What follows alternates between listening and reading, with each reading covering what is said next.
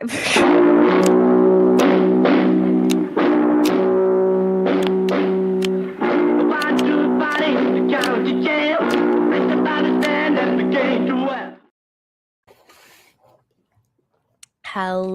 we are here.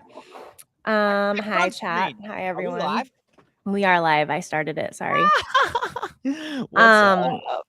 I was impatient. Hi everybody. We are here with our regular friend from Political Pendejas Pod. We're going to talk about how the press works with fascists. I think everybody kind of knows that at this point. What was the latest Gallup poll in 2025? 28% of people trust the news. Only 8% of Republicans trust the news, which is interesting. I mean, yeah. Anyway, so I wanted to talk about what I feel like a lot of people use the term manufacturing consent, but not a lot of people understand it. And I think it kind of gives us a good way to talk about all of this crazy annoyance of the press. Go ahead. So we're not manufacturing consent. We're talking about it. And then Eliana is going to talk about the manufacturing, the manufacturer. She's just going to pop off throughout me talking about the 5 filters of manufacturing consent. I think I should just explain what it means, and then it'll make sense once I start. I've never heard of this except for what in the movie Good Will Hunting. He says it to Robin Williams' character in Good Will Hunting. And okay, Eliana, you have a bunch of stuff about the White House Correspondents' Dinner. Yeah. Do you want to start with that? Sorry, I want to manufacture consent first. Just frame it as the manufacturings of the consent, Meg. Sorry, I'm distracted. No. It's okay. Okay, manufacturing consent. Let me just pull it up. Hold on. I'll share my screen. Share screen window. That one. Okay.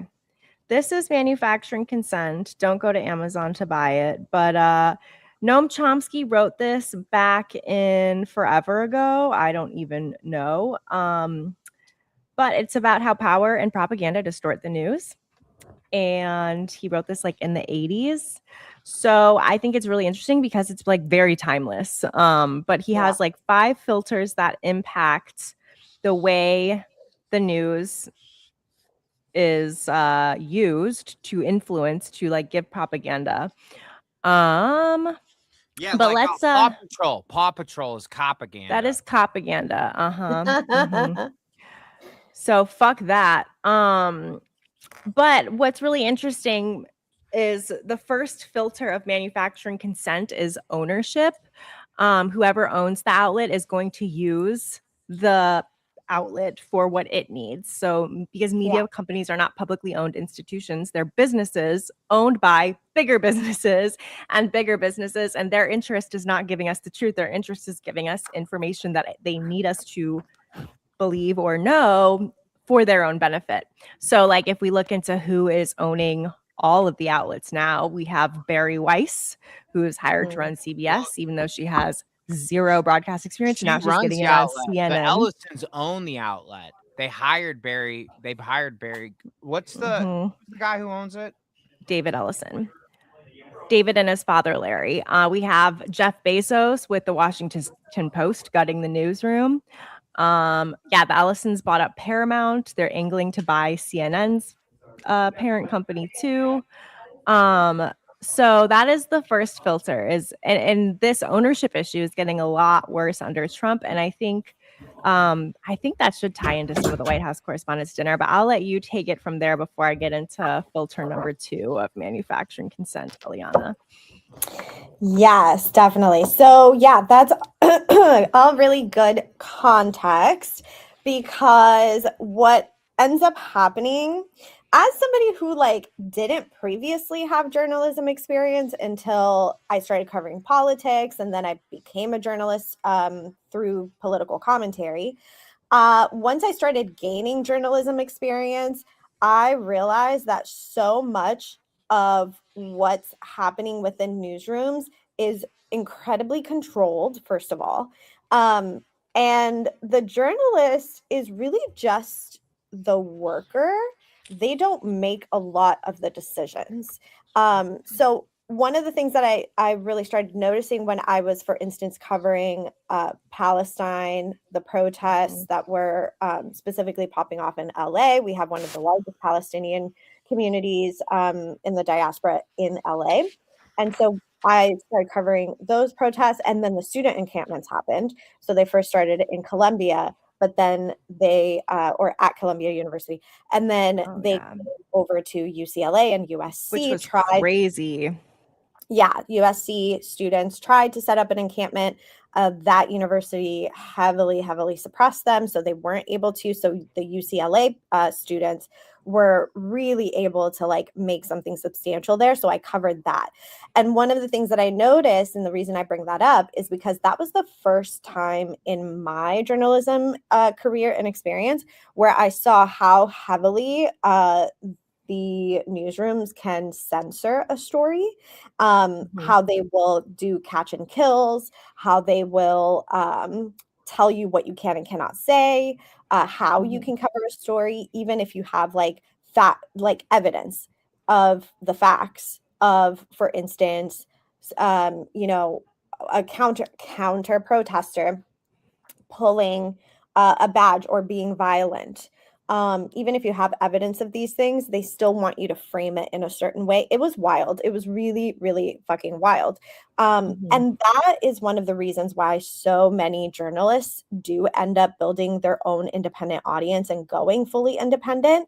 That is something that I have been working on for the last couple of years, because working with publications has just become so frustrating. And so, yes, when you have ownership, for instance, one of the outlets that blacklisted me during the Palestinian encampments, student encampments, and Palestine protests here, they were owned by a billionaire. And one of the things that happened is I was just a freelancer for them, but even like any freelancer that was touching the subject of Palestine was like, no, we're not running your stories. Staff ended up getting fired over wanting to portray the situation accurately, rather than how these billionaires and these like Zionist editors wanted them to portray the situation. So newsrooms and media that prides itself in being accurate are actively suppressing and censoring and controlling certain narratives based on either what the editor wants or doesn't want, or what the owner wants or doesn't want. So what we're seeing with Bari Weiss, for instance, who was running the Free Press, she was literally an opinion writer. She wasn't even a journalist. What she did with the Free Press is she was able to control the narrative and tell stories that you wouldn't see on mainstream, right? Like she was using that type of narrative to actually push an agenda that was rooted in opinion and not fact. And that is what a lot of these billionaires want to happen. And so one of the things that I'm seeing with the White House Correspondents' Dinner, for instance, which a lot of people are obviously confused as like, why would they even want to have it under this administration? Like, why not just skip it the next 4 years and like resume we're not under a fascist regime? One of the things that everyone's noticing is like these journalists from predominantly mainstream corporate media are like keying with fascists and Nazis at this like gala that looks like the Hunger Games, where everyone's in like ball gowns and like made up, and they're all getting awards for presenting quote unquote the facts. But the as most we know, filtered version. Exactly. Raising my hand, asking a question here. Yeah.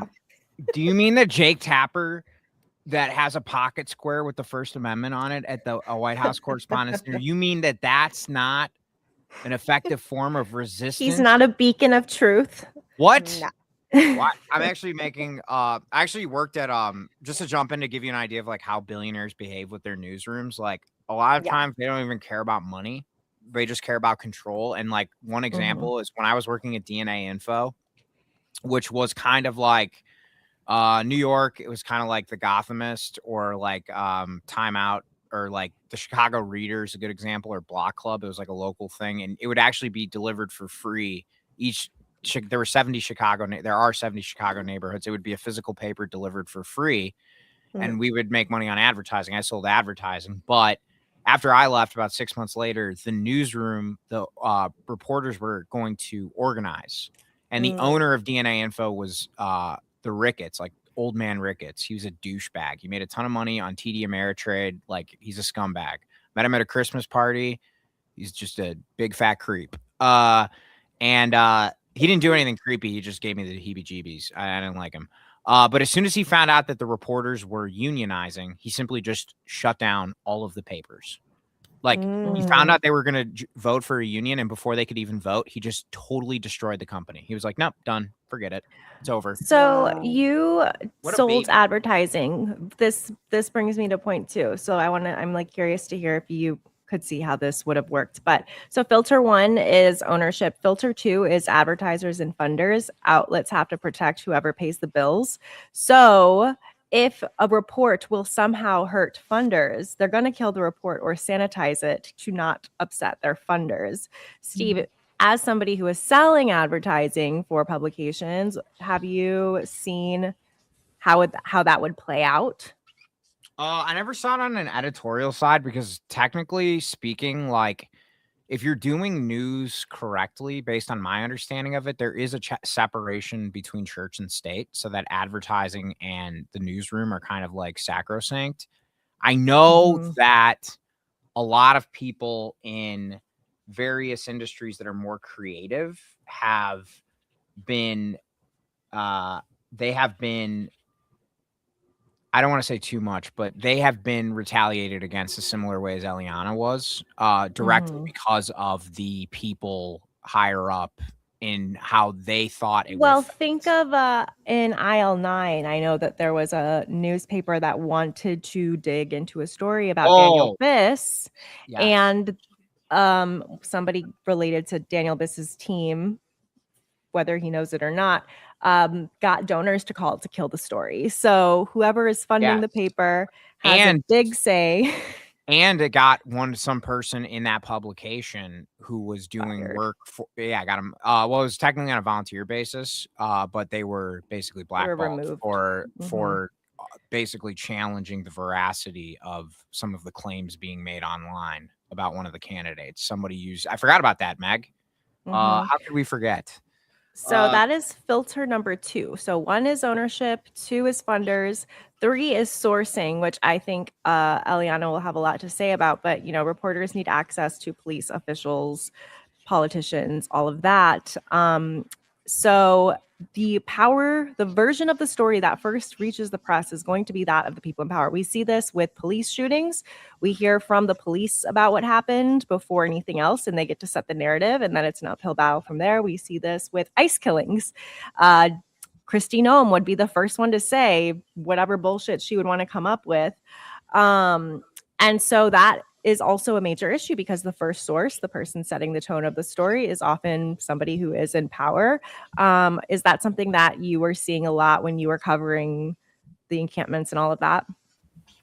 Yeah, it's something that I see constantly. So what ends up happening, and I feel the frustration of the public, because it's something that I noticed even before I became a journalist, right? It's like the narrative of the state or the police or the feds or whoever is in law enforcement. Their narrative always gets pushed out first. And I never understood why until I started working within. So what ends up happening is a lot of these publications don't want to get sued, and they don't want to get in trouble with these agencies, and they don't want to make them upset, because you need access to their side of the story, right? And so in order to do that, what a lot of publications and journalists do is they end up just cozying up to them. Not everyone. There are a lot of journalists that really want to have integrity in their work. And so but these are journalists that like have exercised a lot of critical thinking. What I would say is that journalists that are like fresh out of school, or journalists that are very like pro corporatist and very pro cop, they tend to lean much more heavily into the narrative of the police. So that's why you end up seeing a lot of like these like cop press conferences. That footage ends up getting pushed out first and the most, over the witnesses or the families that were affected or the victims themselves, right? And so what happens is the police are much more willing to give you a statement quicker, faster, and from their point of view, than, you know, the time that it takes to like really dive into the victim's family, to find them, to like get them to talk to you, to build that trust. That takes a little bit more time.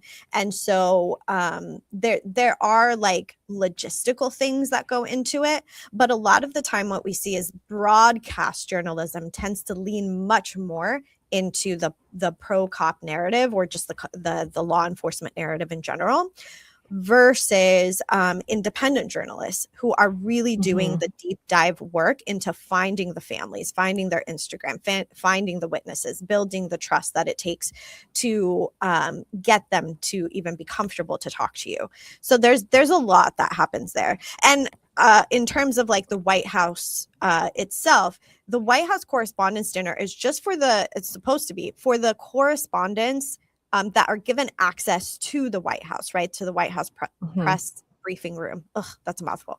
And so these people have to build a certain type of relationship with the White House in order for them to continue getting a seat at the table, right? And so what ends up happening is, you know, a lot of times, I don't want to say most of the time, but a lot of the times, they end up collaborating with the administration.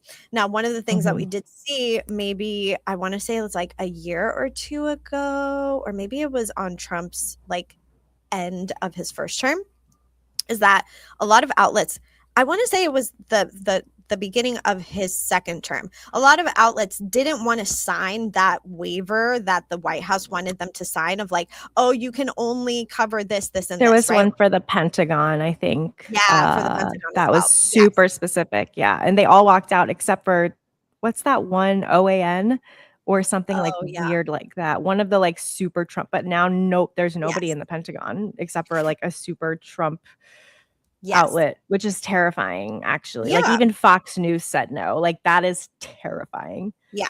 And so the mistake that Trump made is that they actually put that, like tried to put that in writing and tried to coerce the journalists to do that.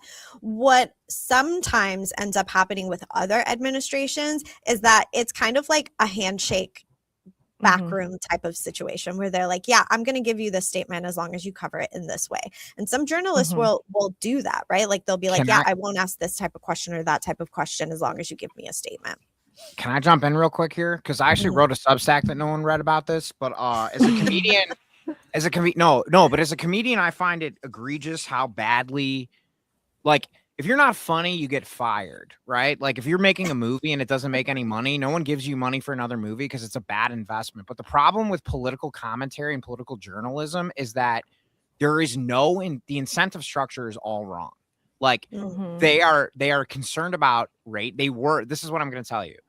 And you tell me if I'm wrong here, but my theory on how Trump wins in 2016 is because for too long, media was based on your strength of a broadcast journalist, or any journalist for that matter, was your access. To Meg's point, the access industrial complex is what I call it, right? So the way that plays out is like Jake Tapper can't give a hardball interview to Hillary Clinton about her support for Israel in 2011, because if she does that, then Jake Tapper doesn't get to interview her in 2016 if she wins the presidency. The problem with that is then Hillary Clinton is no longer incentivized to defend her positions to the voters, which Jake Tapper is, if he was doing his job. I'm using Jake Tapper as an example because he's purportedly a pro-democracy journalist, but he is a collaborator because he had the chance to set the stage so that people would continue to be held to account in power on behalf of the people that vote them into power. But instead, he chose to collaborate and allow these policies that became so unpopular that paved the way for Trump and eroded trust in corporate journalism. Now, the reason that has changed is because the means of production have been democratized. Now, anybody with a camera phone can technically be telling the stories that people want to hear.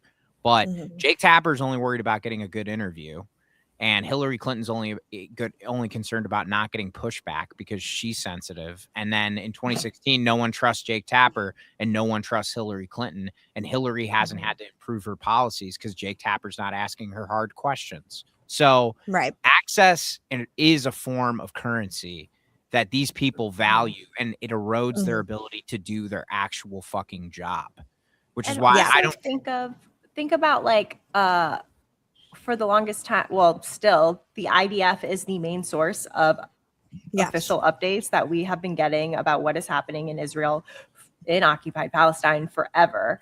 And so that is the official source. People want to be able to cover it. So they're just going to go with whatever the Israeli government says.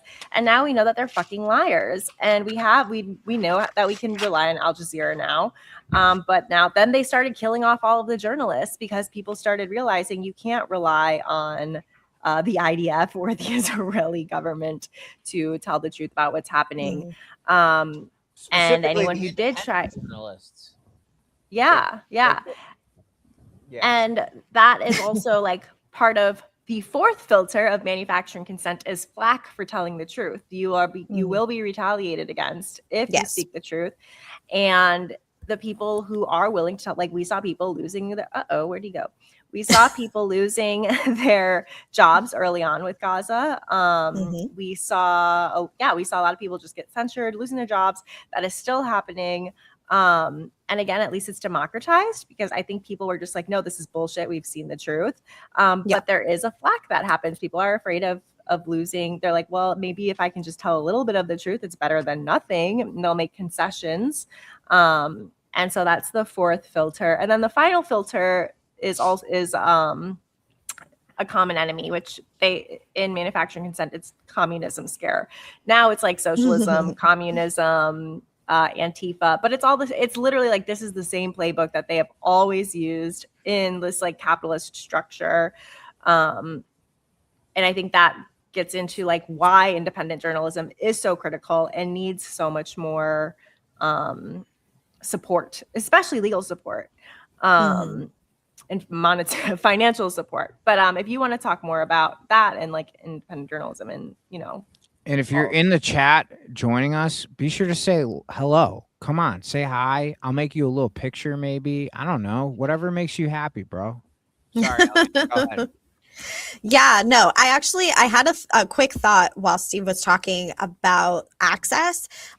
So yes, all of what you said is true. That has been happening in media for a while.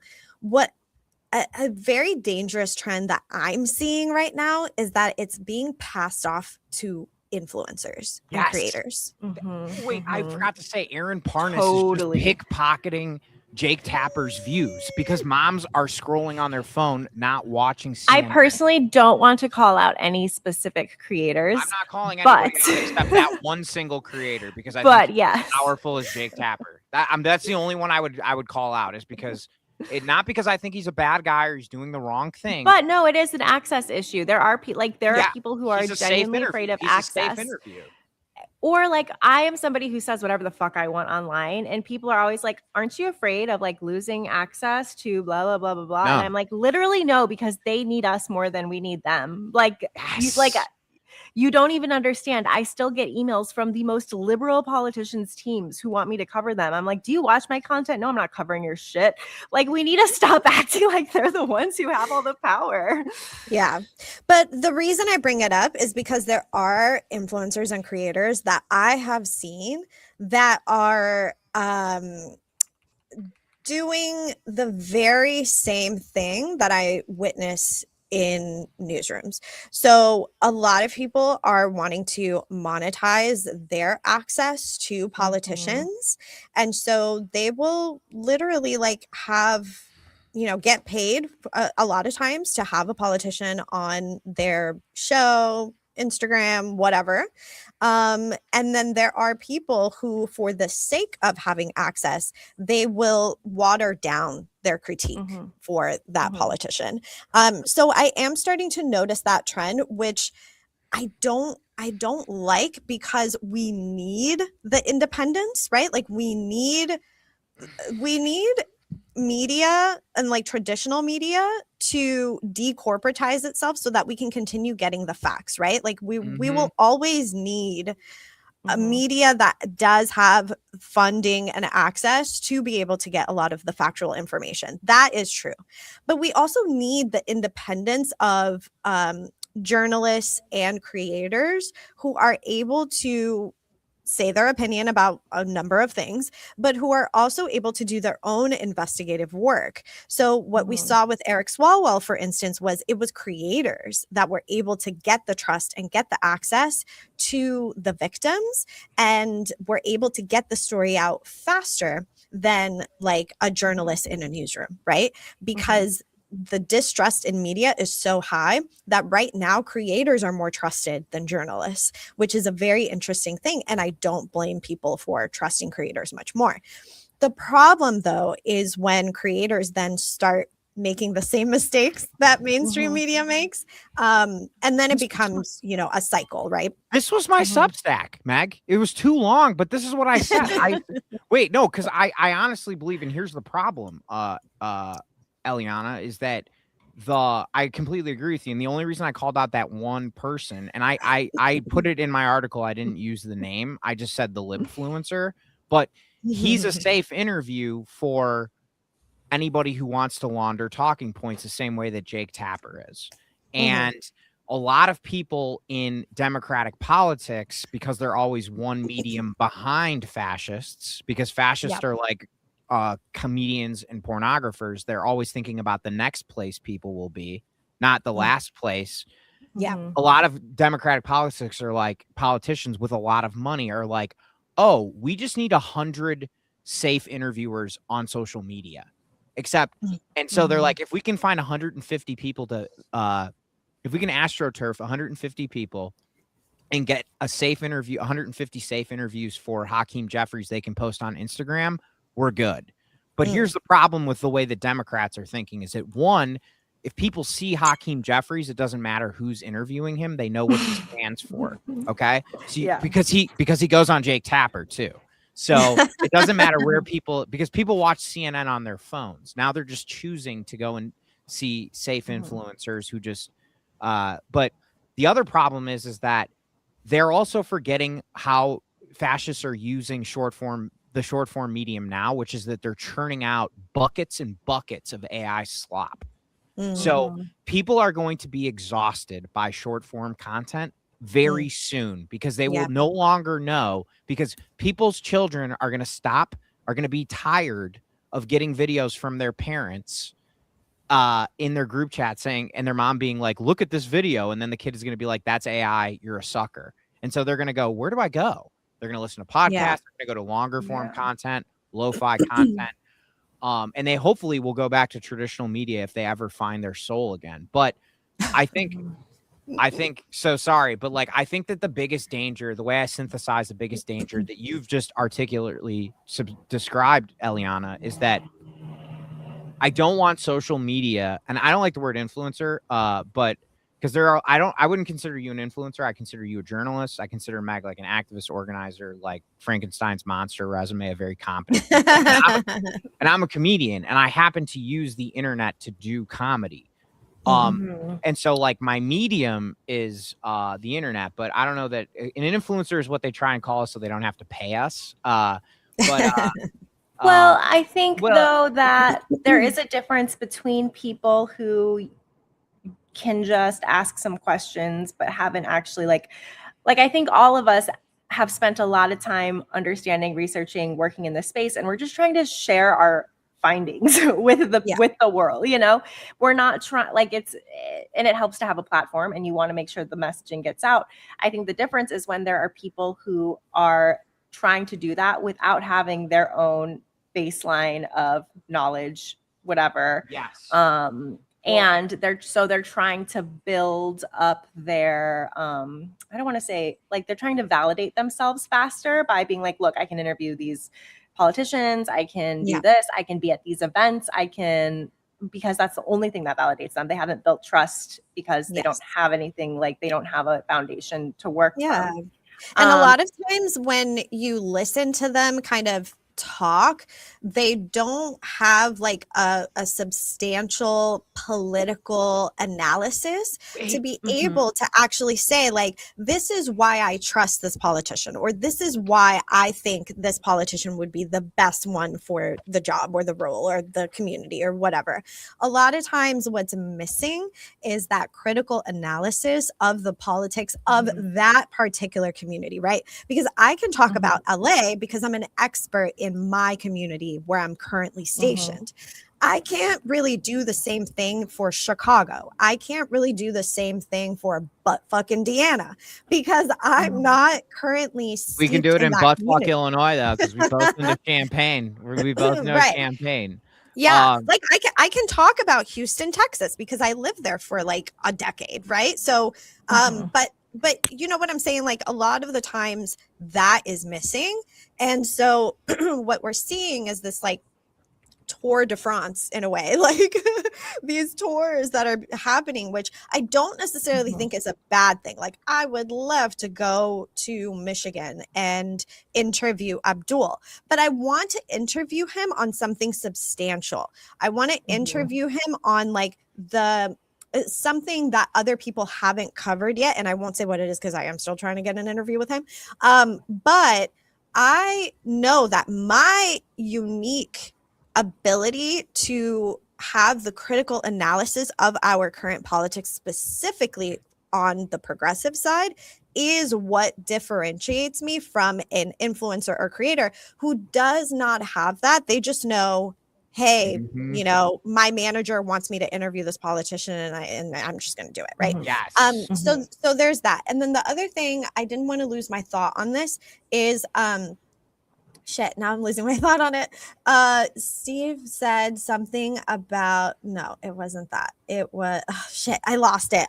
Come back to me. Damn it. Well, no. Hold on, Steve, do a recap of what you were just talking about. Maybe it'll help. No, I think I'm going to. The reason I put on my sunglasses and my bucket hat is because the truth is so bright coming out of Eliana right now. And her gifts are shining through. No, I'm not even gassing you up right now, bro. I just noticed that shit and it hurts. But and so that's why I look like Liam Gallagher from You do. I don't know. I don't like Noel. No, but what I was gonna say is it just so sorry. It just popped up. It was actually a comment that somebody left. It says, it's almost like capitalism is a cancer. So that's our boy Blue. Okay, okay. So yes, that I didn't want to lose my thought on this because I am currently reading a lot about socialism because everyone wants to talk about socialism, and so I want to be able to like provide some analysis for that, even though I've been a socialist for a while. But I'm currently reading a book that I think we talked about the last time I was here, where there was a section in it that I just finished where they talk about corporate media and how fascists love to control corporate media, even if the fascist or the authoritarian isn't explicitly or overtly claiming to be fascist or acting in fully fascist or authoritarian ways. So one of the things that we started seeing in terms of the Biden administration is that they really wanted to control everything. And they wanted to control the narrative around him being sick or not being sick, about his campaign, you know, moving forward or not moving forward, right? Like there was a lot of ping-ponging around. And then once, not Hillary, what was her name? Harris. Once Harris decided to get on the ticket, we didn't see her anywhere. The way that she decided to control the situation in order to get the votes was to control the amount of places and the types of places where she decided to give interviews to, which was almost nobody, right? Like the only people that she decided to talk to was the corporate mainstream media. And even then, it was very few and far between. And that was a critique that a lot of progressives gave her. They said, you need to be going on podcasts. You need to be visible. We already were deprived of a primary. You need to like give the people, Exactly. You need to be talking to people. You need to be talking to the people who are connected to other people, right? Which a lot of podcasters are. And so, and the reason they said that, which I agree with, is look at how Trump was acting. He was going on every podcast, the bros, the people who didn't like him, he was literally everywhere that would give him the time of day. That is a very particular strategy that fascists love to use. Currently, there's been some studies about this. Currently, there is which country is it's a Latin American country. They call him the modern day fascist or something like that. Where is he from? El Salvador?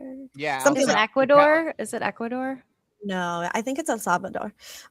Whoever the president is there, they give him a very specific name. Damn it, that's gonna bother me. I know, but they give him a very specific name.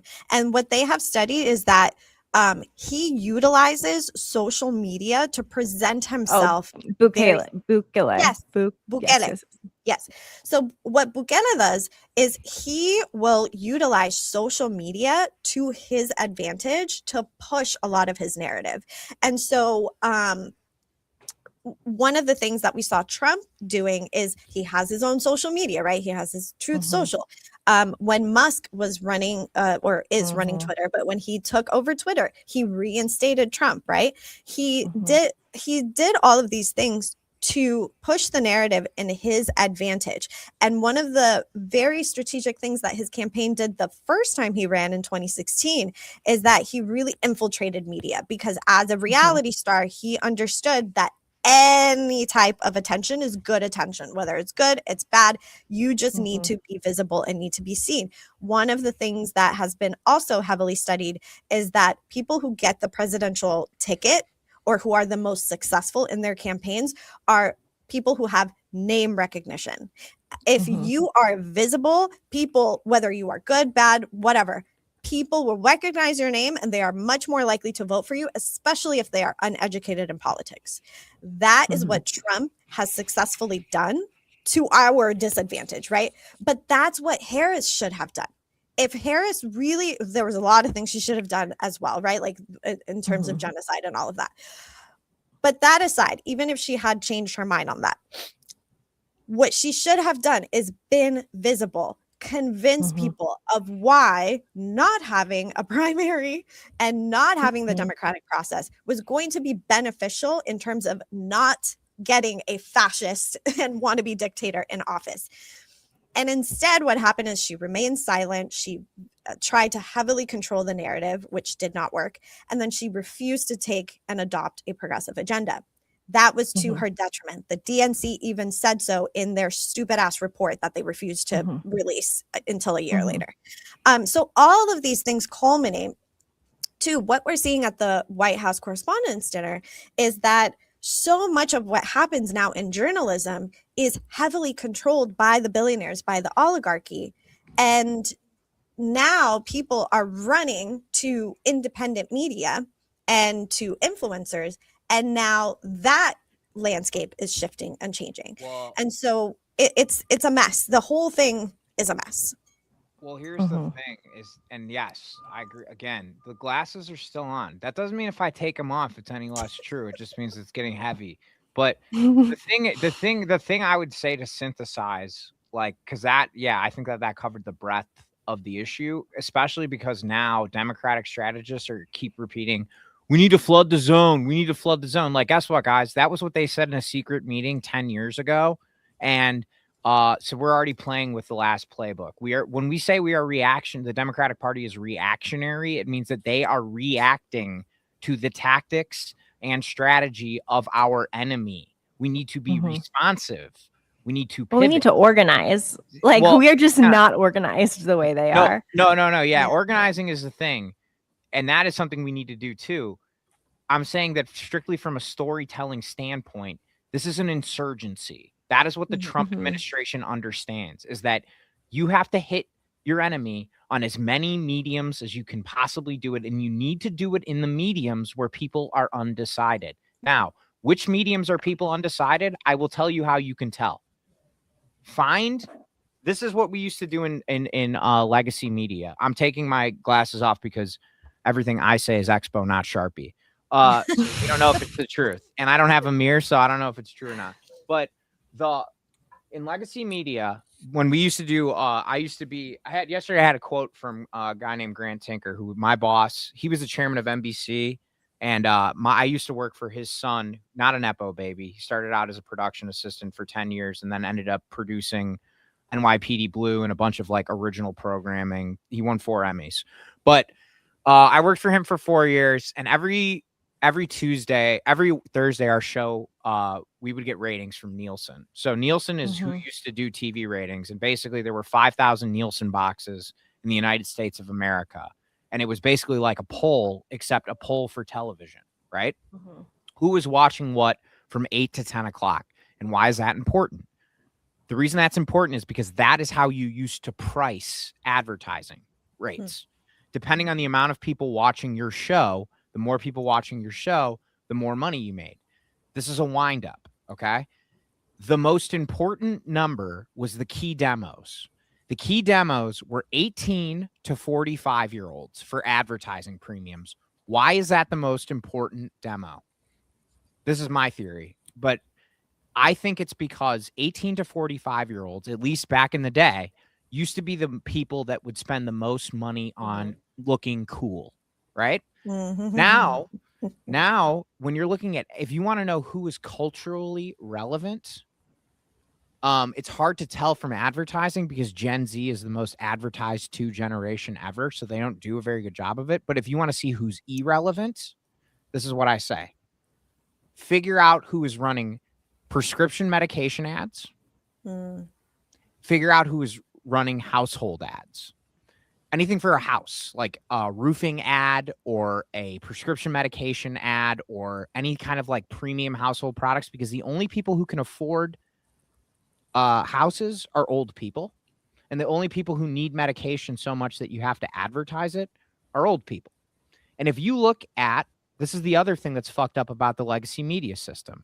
If you look at legacy media, all of the ads are local roofing commercials because they're boomers. They're for boomers and they need to get their house re-roofed. It's because they've had their houses for 30 years and it's prescription medication, right?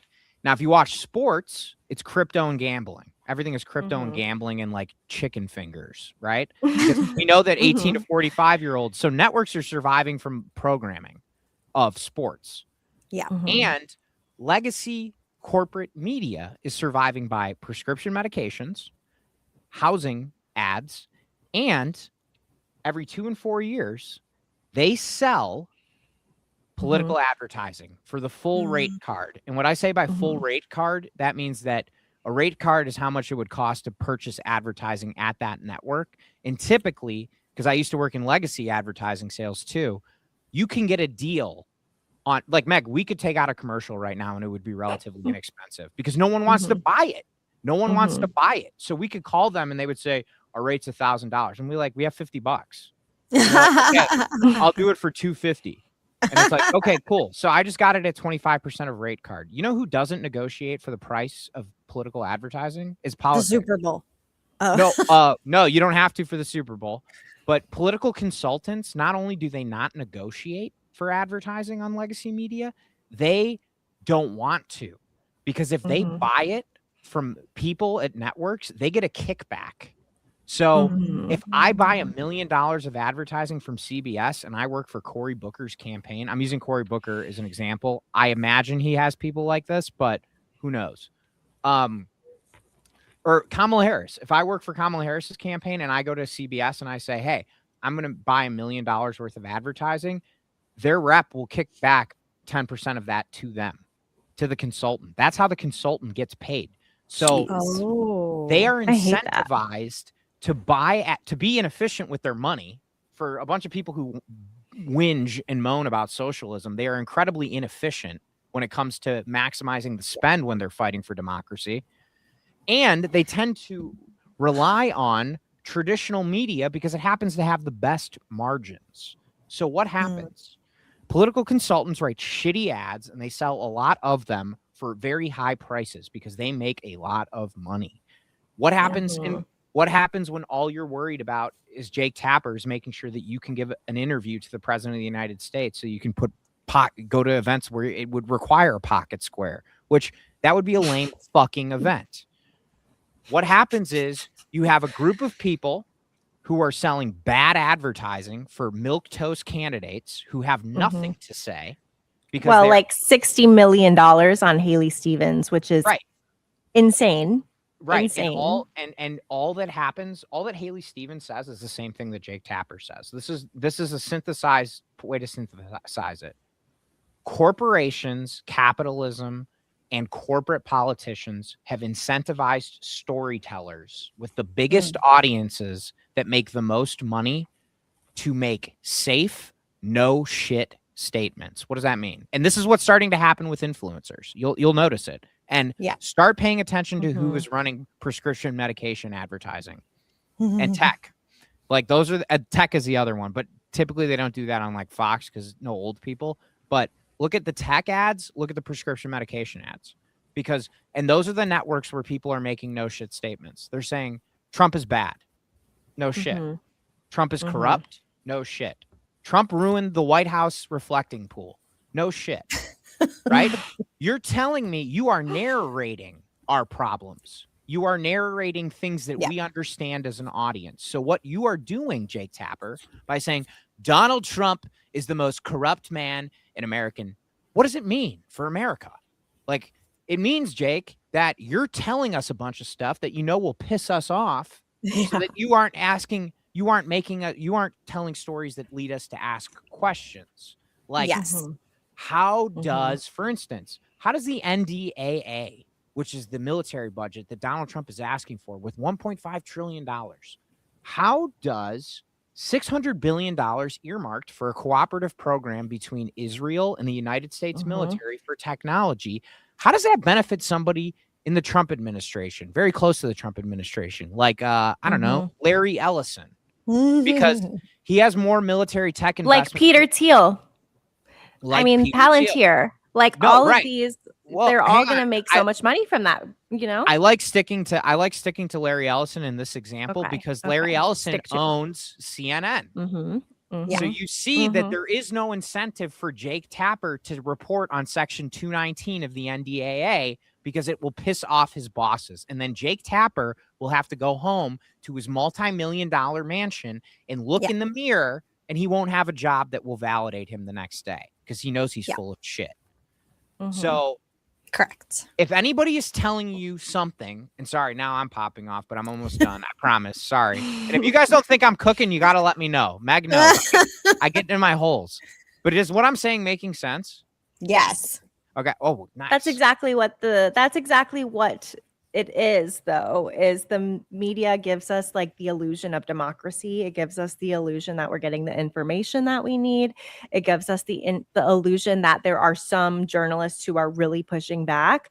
But I think all of us probably felt the same way, was like when I was watching on TikTok Gaza, and then I used to be someone who would watch CNN or NBC like every night. But then when Gaza was happening, and I was like, how the fuck are these fuckers not saying anything? And then you realize like this is all an illusion. They're telling us they're just telling us what they want us to believe in order to manufacture our consent to continue to send bombs to Gaza, to continue to let this quietly pass Section 219 and the NDAA That's the thing. And that's the thing I want to tell our audience, because we're learning about manufacturing consent, right? And Eliana has talked about it from the journalist point of view. Meg has talked about it from the same point of view that I talk about stuff at. Well, we're both neurodivergent, so we get like hyperfixated on. Sorry, I don't know if I'm allowed to say that, Meg. My bad. Yeah. You don't care, right? I am openly neurodivergent. I'm Okay. autistic. I have Sorry, ADHD, I didn't mean to. depression, anxiety, all the Okay. medications. There we go. It's all Okay, I'm out. sorry. HIPAA Yeah, not me too. violated.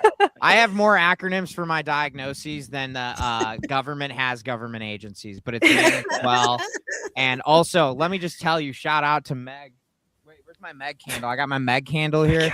Meg, I've been working in creative shit for 15 years, and Meg is the healthiest person. So I'm gonna do that. Like, Meg's all about helping people. We don't have to mask in this place. And it says here, a modest man never talks to himself. I talk to Meg. That's why.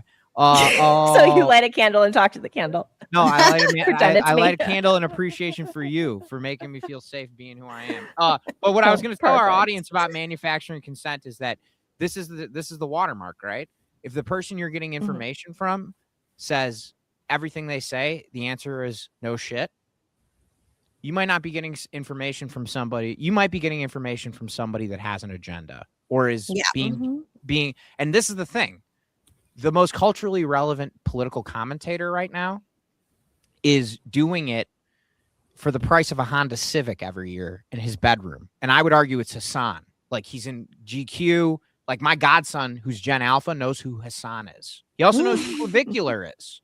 And both of those, I have no idea who that is still. Yeah. Okay. Well, he's horrible.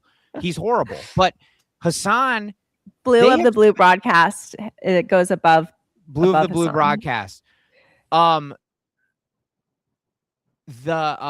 Actually, I think that's right, Bill Button. Rockefeller is poisoning me with petroleum products known as pharmaceuticals. Oh, never mind. You were right up until the pharmaceutical part. That's actually psychopharmacology is science, but you're so close.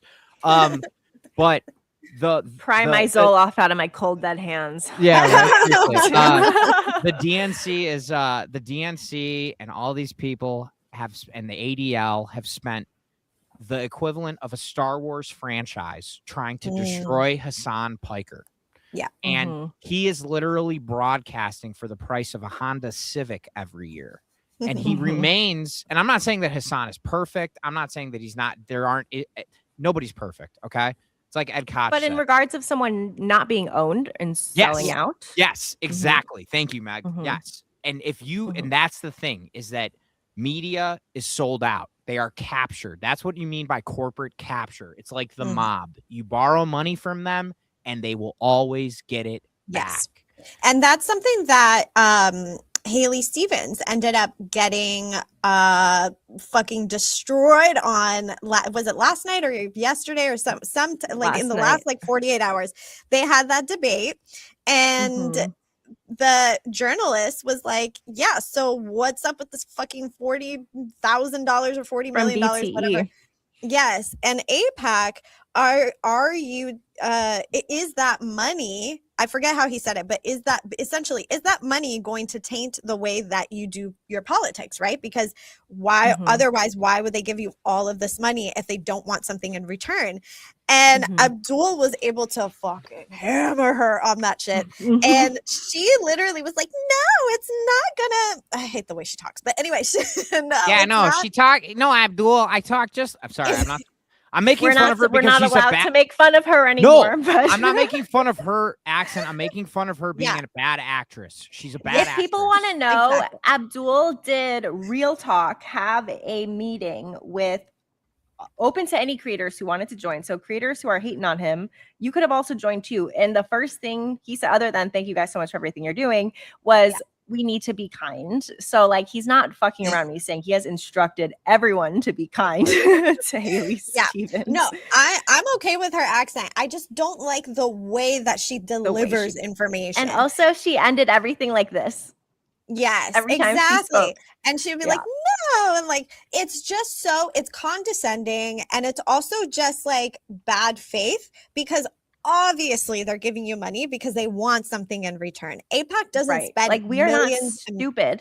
Right. We're not AIPAC stupid. does not spend millions and millions and millions and millions and millions of dollars on political campaigns if they don't think that they're going to get something in return. And we have seen for the last like 40 years, Biden was a prime example of when you dump all of this money year after year after year, campaign after campaign after campaign, you are going to give them something back. and it's going to be to the detriment of so many thousands of people. And so, yeah, no, that's 100% true. One We of actually the have interesting, Brittany. It's just like a quick note so people know. Our friend Brittany, who she just changed her registration to Democrat, but she grew up Republican. She's What? coming on to she changed so that she can vote in the primaries. But she's going to come on to analyze how Haley Stevens uses Republican tactics or used Republican tactics in the debate, which I think will be really interesting. And I think you see a lot of So if you I want to totally stay for see that, that. totally can. Yes. No, I totally see that. That'll be fascinating to see if we're on the same page with that. But yeah, an interesting thing that I started noticing is that progressives, not always progressives, liberals and progressives are starting to get the same type of companies that are funding Republican creators are now trying to fund them. Guess who I ended up getting a DM from that wanted to pay me to do content with them for them? Who? However, Polymarket? Kalshi. Ah, close. Yep. Kalshi freaking DM'd me and we're like, hey, we love your content. We'd love for you to like blah, blah, blah. And I literally just left them on red because I'm like, what the thing that they are going to do is they're going to do the same thing that all of like what you just said in terms of advertising. They're going to try to do that with people on the left where they're going to be like, yeah, no, there's no stipulations on this money. Like you can talk about whatever you want. We want you to talk about progressive values, blah, blah, blah. There's always going to be something else tied to that money. And unfortunately, with these companies, these tech companies that are basically gambling services that are trying to normalize gambling. I used to be I'm a recovering gambling addict. Like I'm not in a 12-step program, but I talked about it yesterday. Like I've banned myself from every casino. This is like 12 years ago in Illinois, 10 years ago, Illinois, Wisconsin, Indiana, because I used to go gamble in casinos. And like, so I know just how destructive this is. Like, well, also, sorry, Donald Trump Jr. is on the board of Kalshi, right? Of both Polymarket and so disgusting. And I had to tell another creator friend of mine because they were like, hey, do you want to do a collaboration with this company, blah, blah, blah. And so at first I didn't recognize the name, and it was one of those gambling companies. I don't remember the name of it. And I had to tell them, don't do it. I literally just did a story on how one of the Trumps is on the board of this company. Don't take the money. And they were like, yeah, but they're funding all the leftists, all the political commentators. I'm like, I don't give a shit if Jesus Christ himself took the money. Don't take the money. Just because we need other to regulate that shit. It almost puts, if we're putting our stamp on approval on something that is completely unregulated, that is benefiting, there's so much insider trading going on. It's like, it's so fucked the way they're using it to manipulate elections. Like you'll see that all of a sudden, here's the thing. Also, I just want to say one more thing. They are offering people so much money. There is a leftist podcaster who said they offered him $600,000 and he turned $600,000 and he obviously didn't take it. But that is life-changing money. Like there are people who would be like, oh shit, you might be a better person than me. I don't know. I mean, I don't know. They are offering crazy money because they need leftist stamp of approval on these products. Yeah. And here's what I'm going to say to these people who may be tempted to, first of all, you got to do what you think is right. And I'm going to tell you something as somebody who used to be a gambler, who knows a lot about it.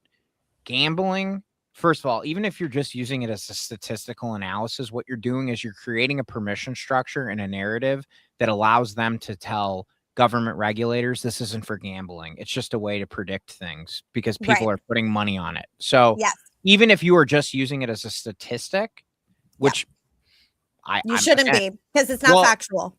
I don't. Well, actually, it could be factual, but it doesn't matter because that's not how they make their money. They don't make their money on predictions, but CNN's doing it for a reason because they're getting paid to do it, and it puts the name Kalshi out there, right? Yes. So, second of all, what I will say is this: there are two other things. Number two is that gambling of all addictions. Wait, I'm gonna let Brittany in here real quick. Hey, Brittany, how we doing? Hey guys, doing good. Yes. Brittany, this is Eliana. Eliana, this is Brittany. Hi, how are you? Good. gambling has one of the highest rates of all addictions for self-harm because it's one of the only addictions that doesn't show physical symptoms manifest. And so the shame around gambling and losing your entire life is so much for people that they resort to self-harm. And the third thing I'm going to say is this is what I find interesting, and we can talk about it on another podcast. I read an article 3 or 4 years ago that said that there is a direct relationship with the amount of gambling in society and the risk of revolution. That typically in moments of political turmoil leading up to revolution, French Revolution, Revolution, and the reason why that is so both of those had an influx of gambling, and now everything's gambling. But the reason that is because, and it's a good metric, is because basically when you're gambling, and I can attest to this, you are saying that this value of this $1 today is the most it will ever be worth. So if I don't have $100 and take a stupid risk, I'm going to be screwed in the future. So no more, turn on local recording. Whoopsies, my bad. I forgot to do that. That's why I put it in beta. Next time you see that, just make sure to tell me to turn on local recording or Chris is going to beat my ass. Haley Steven, wait, basically, I'm gonna let you do this, so I don't want to distract you. Meg's putting up the banner, and she's doing a great job. She's taking her time and we're accommodating. Yeah, you're doing great. There we go. Let's go. So the reason why people gamble is because they feel like the promise of the future is, with respect to present conditions, is impossible. Yeah. So, well, the show that Korean show, Squid Game, yeah, Squid Games. The entire premise of that was the man had a gambling addiction, and he had owed so much money that he was willing to put his life in danger to get the promise, not even the actual money, the promise of getting the money. He would rather die and maybe get the money than live without it. And honestly, I'm seeing so many parallels to that in terms of women's addiction to reality TV shows and dating shows like Love Island, where these very early 20-year-olds are willing to embarrass themselves for the promise of $100,000. And if you listen to a lot of their stories, like half of them are Nepo babies, but the other half, they come from low income families, and that money is life-changing money. $100,000 for somebody who has consistently made like $30,000 a year, that to them is life-changing money. So they're willing to basically do porn on television. And what they don't talk about behind the scenes in reality TV is because, I know a lot of people in production who worked in reality TV before they worked to episodic television, is that everybody knows it's not reality, but what you don't know about these dating shows is they ply people with alcohol. There's always alcohol. There's always if somebody is for instance, I don't know if everybody saw the AMNT documentary about America's Next Top Model, where there was a woman who was struggling, and she ended up cheating on her partner of 5 years with somebody, and it was because some guy basically SA'd her, and on camera. It was and it was messed up, and it's that's not an exception. That's the rule for reality TV sets. You get people drunk, you want them because that's where the reality is. But really what it is it's manufactured. It's manufactured drama and it's manufactured pain. It's emotional pain. And people.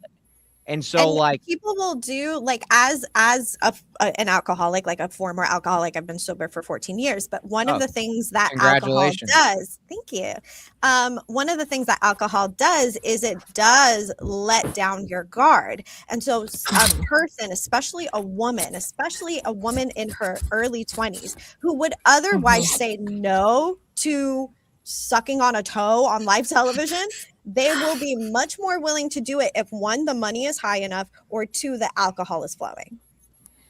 Yeah, I used to know a woman who was she was a sex worker. Specifically, she was a dominatrix, and we used to talk about how like the dominatrix thing is kind of like, I'm not kink shaming here, but it's just an interesting like thing because it's typically powerful men who are paying to be dominated, and there is a form of domination that takes place just because the powerful men pay for it at the end. Like that is a form of, so like it's always like the alcohol lowering your inhibitions, and then you see how money also erodes inhibition and also erodes and I'm not saying in that case like that's like somebody providing a service and somebody else paying for it.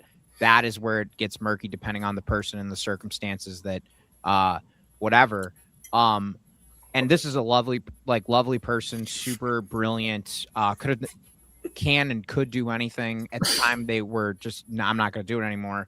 But at the time they were the circumstances surrounding why they made that choice was because of, it was like money becomes a form of is always a form of exploitation for people that need capital. It. Yeah. Capitalism. Yeah, capital. And so like I was doing a story on this or a video on this of like, why are Republicans and MAGA specifically, and the Trump administration specifically, so invested in demonizing socialism, is because socialism essentially erodes capitalism's power over people. The fear of not enough. Yes. And so if you can, if a socialist like Zohran Mamdani, that's just the example that we currently have right now of a successful socialist, the power that he has right now is his ability to enact a lot of the policies that are actually benefiting his community, which is New York City. What Republicans are aiming to do is to demonize his success so that they can continue keeping their base poor and stupid. Yep. And if you are uneducated, you are going to allow capitalism to do whatever the fuck it wants. You are going to romanticize capital to the ends of the earth. You are going to continue pushing out these reality TV shows. You're going to continue pushing out this capitalist propaganda, and people will just eat it up because it allows the oligarchy to continue. Socialism is anti-oligarchy, not because we think it's cute, but because we have to dismantle oligarchy in order to get these social services to the people. And so, yeah, all of this relates back to capital fucking sucks. Capitalism is Brittany, what we should demonize. Brittany, you've been pretty quiet. Brittany loves capitalism. Jump in, Brittany. Come on. Let's go. You're a registered Democrat now. I know. Don't tell my mom. Like, I was drinking my tea. Do you see my tea? Oh my God, stop. You're at your mom's house. She's got the goods. All the goods. I need to find my Trump teddy bear. Oh my God, no. Those exist.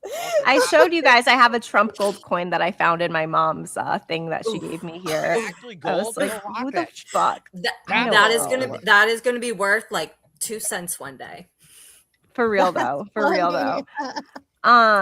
Okay, on that note, do we want to talk about Haley Stevens last night? Yes, I'm excited about that. That was quite, a showing, we shall say.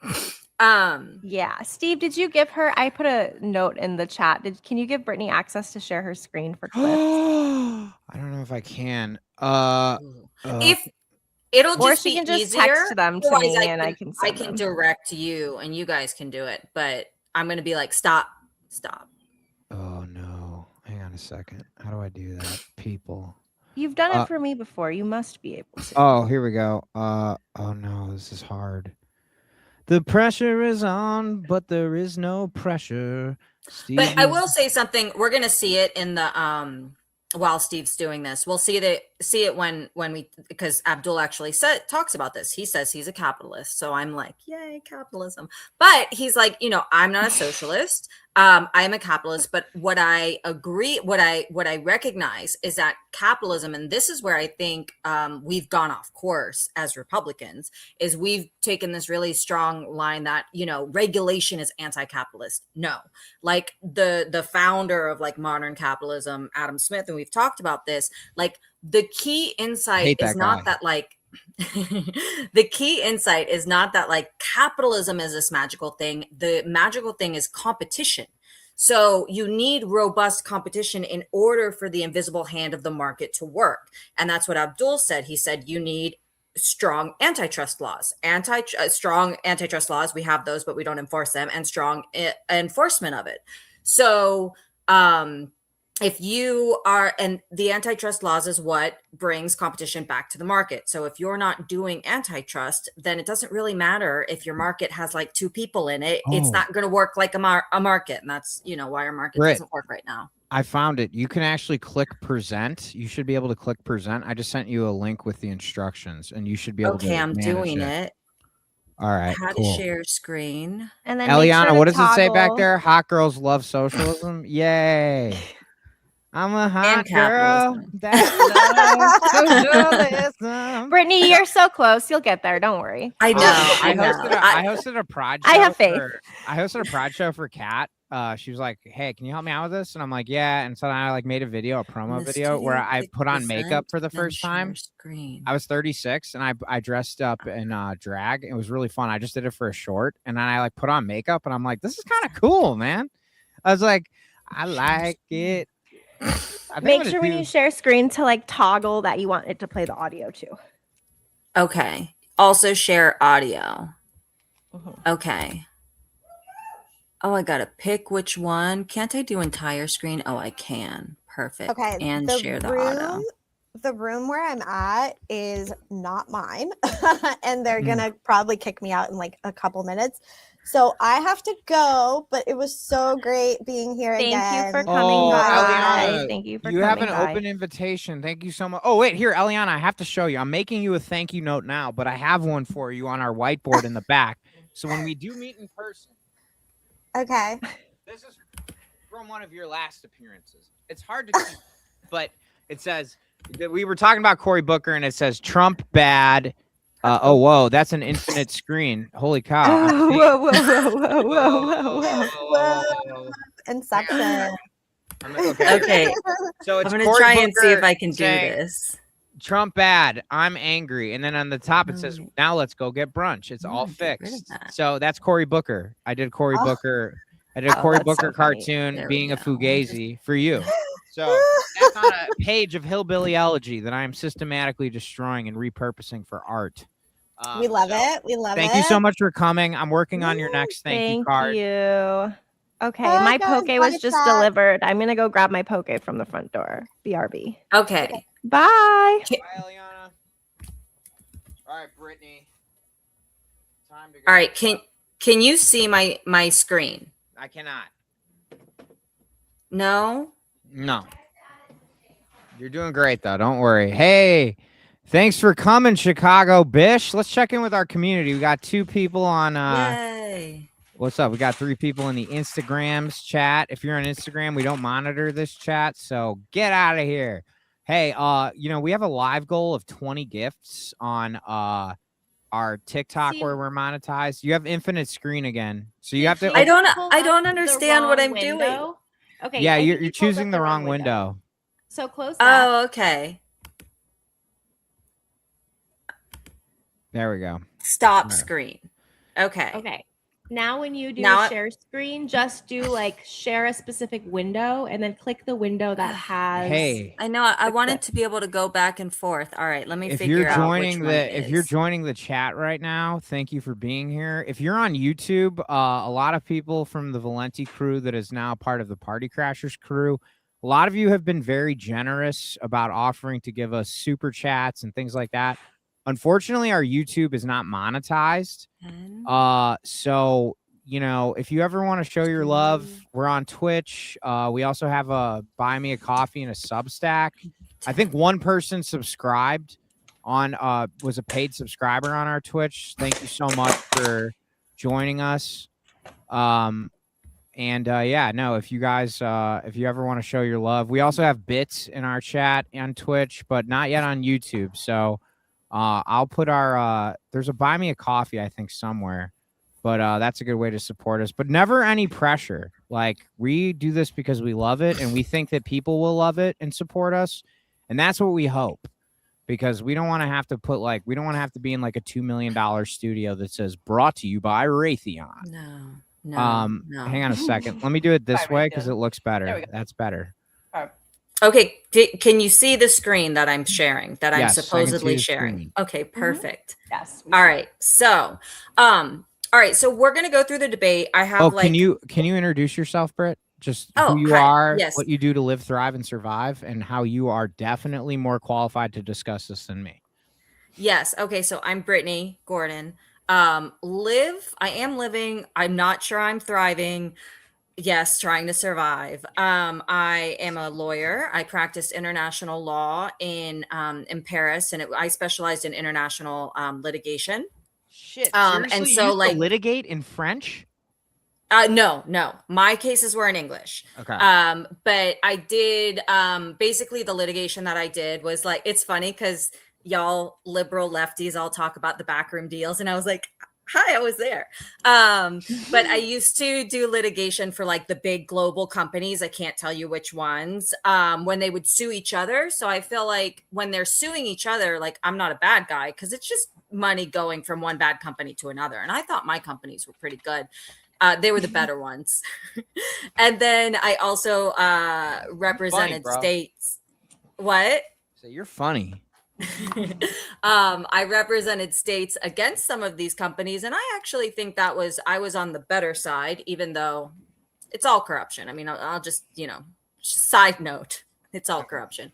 But so one of the skills that I learned, it's not really like what I did, but it's a necessary skill to what I'm doing, is breaking down arguments, analyzing arguments, and thinking about responses. And so, I just apply that to politics now, and I try to break down the bad people's arguments so that we can win and have a better country that doesn't, kill children on the other side of the world. Or in this side of the world, in this zip code. This side of the world too. I'm a equal children defender. All children. That's very radical. That's radical. That's radical. Damn! How dare you? How dare you believe that? Wow. For our viewers, I was raised Republican as I sip my Trump mug. Mm-hmm. And I just registered as a Democrat to vote in the Florida primary. So, but mom doesn't know. So shh. Mom does not know. And I'm like checking the mail every day because I'm worried like I'm gonna get something that says it. Well, one day we're gonna be big enough. One day we're gonna be big enough that your mom's gonna see us on Fox News and be like, "What happened to my daughter?" I know. There have been some like gatherings, in DC, that have been featured on the Fox News, and I'm like, thank God I did not go. Yeah, that's kind of yeah. Well, I'm not. There are some people that were looking out for me, but I don't think and no, that's no longer a problem. Mashallah, God has willed it. So, Brittany, you are more than qualified to. I'm excited. Yes. What do you got? All right, so we're going to go through the debate, and I've picked, kind of examples that I think really highlight the things. But I wanted to flag, so I went through and took notes so that, this is like pro.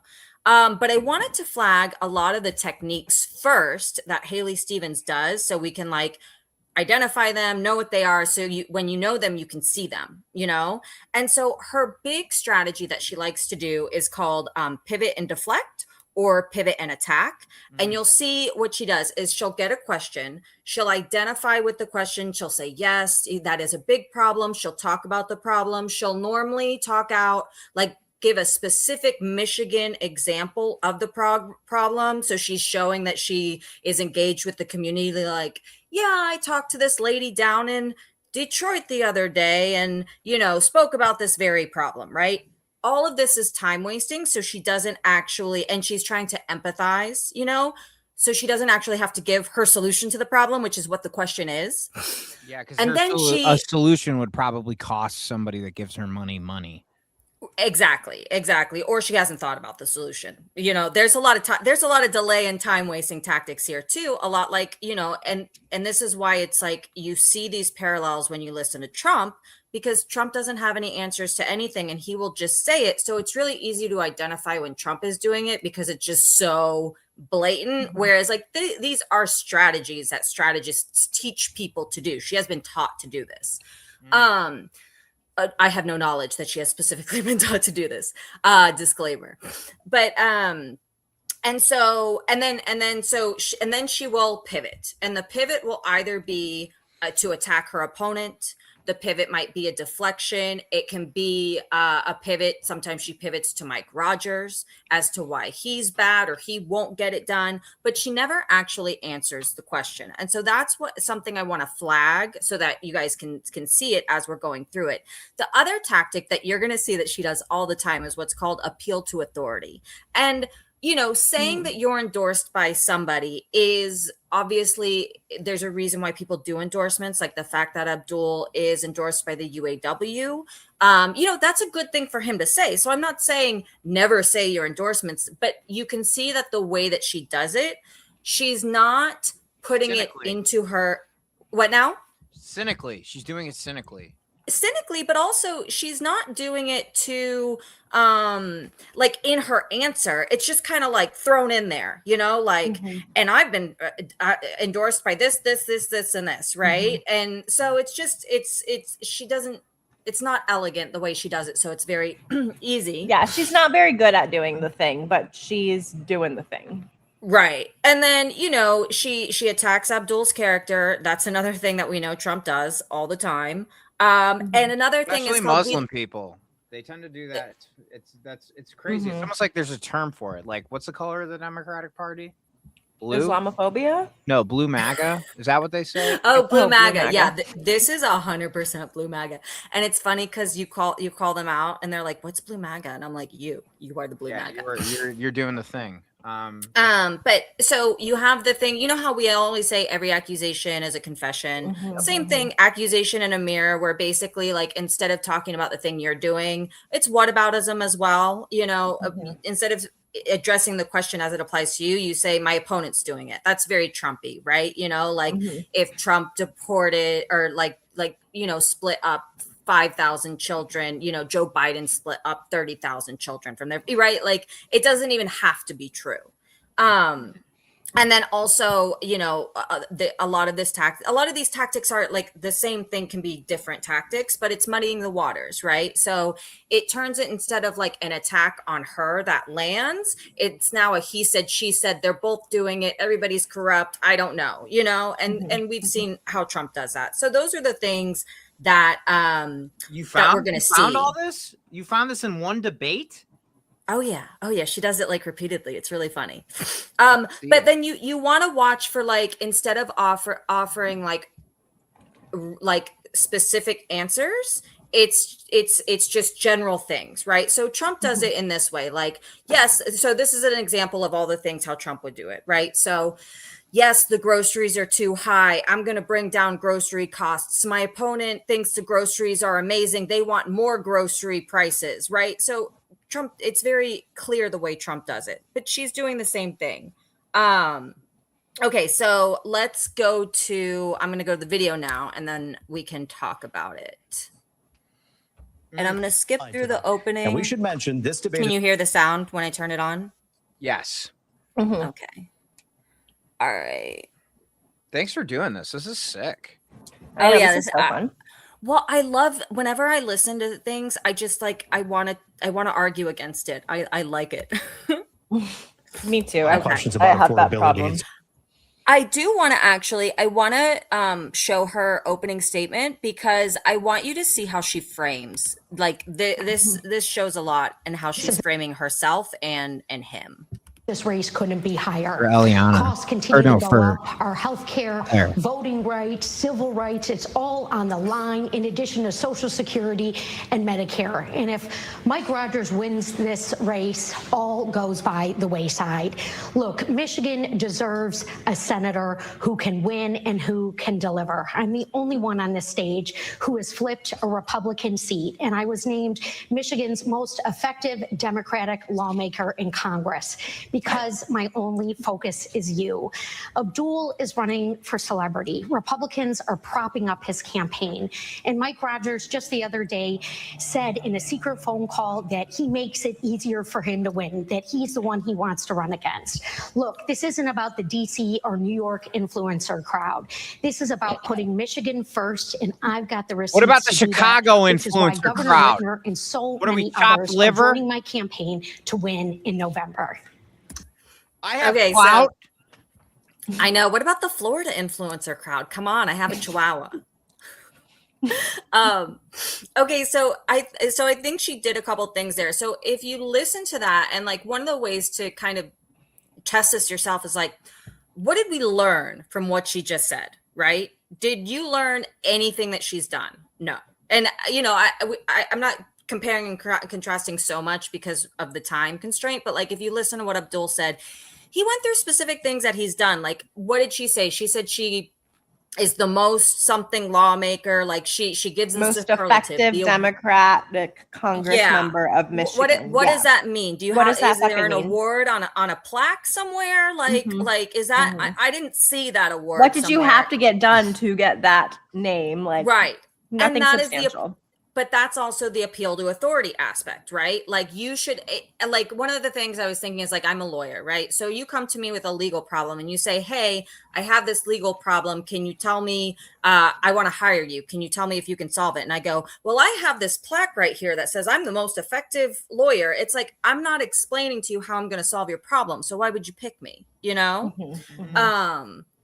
And I'm sure you do this, like when you're creating briefs to get clients, like we all do this in our life. Like, so she does that. Then she does the pivot. She starts talking about Mike Rogers. She starts making the electability argument, which like she does. It's not like she gives any actual data. Her data is Mike Rogers wants to run against him. How does that prove that you are more electable? Right. Maybe he thinks it's better competition. Right. But also, why do we give a fuck what Mike Rogers thinks? Like, he could be wrong. Like, This is what I always say about why Democrats suck. Because Democrats, no, it's serious. Well, it is funny too. But like Donald Trump is in the World Wrestling Hall of Fame. And like, I kind of like, yes, there's a lot of people who talk about this. Like, there's a book called Ringmaster about Vince McMahon. Robbie Roadsteamer kind of taught me a lot about this in terms of his performance. But in wrestling, there's good guys, bad guys. Good guys are called the baby faces. The heels are the bad guys. The good guys in wrestling and kayfabe. Yeah, and kayfabe, exactly. It's not fixed, but it is scripted. And the Democrats are as much a part of the script as the Republicans are. Yeah. And here's the thing, is that Donald Trump says, I'm the good guy. Democrats are the bad guy. And then Democrats say, we're the good guys. Donald Trump is the bad guy. And everybody is just pointing their finger at the other person, but 4 fingers point back, right? Blame is always backwards. Accountability is about action moving forwards. So look for the candidate who is holding people accountable and has a plan, because if they have a plan, they have their own version of the story. But if your entire thesis statement is Donald Trump is bad, so therefore by the transitive prop or whatever fucking property it is, I got a horrible LSAT score. If Donald Trump is bad, you took the LSAT? I took an LSAT prep test and I bombed it, and then I didn't have money to take the actual test. But I wasn't diagnosed neurodivergent at the time. Maybe I'll do that on stream one day. LSAT. No, but, I studied for it, didn't take it. But yeah, like they got rid of logic games. I'm so mad. Oh, that's the fucking fun part. No, I hated know. those. They made me feel so inadequate. Those are my favorite. No, I loved that part.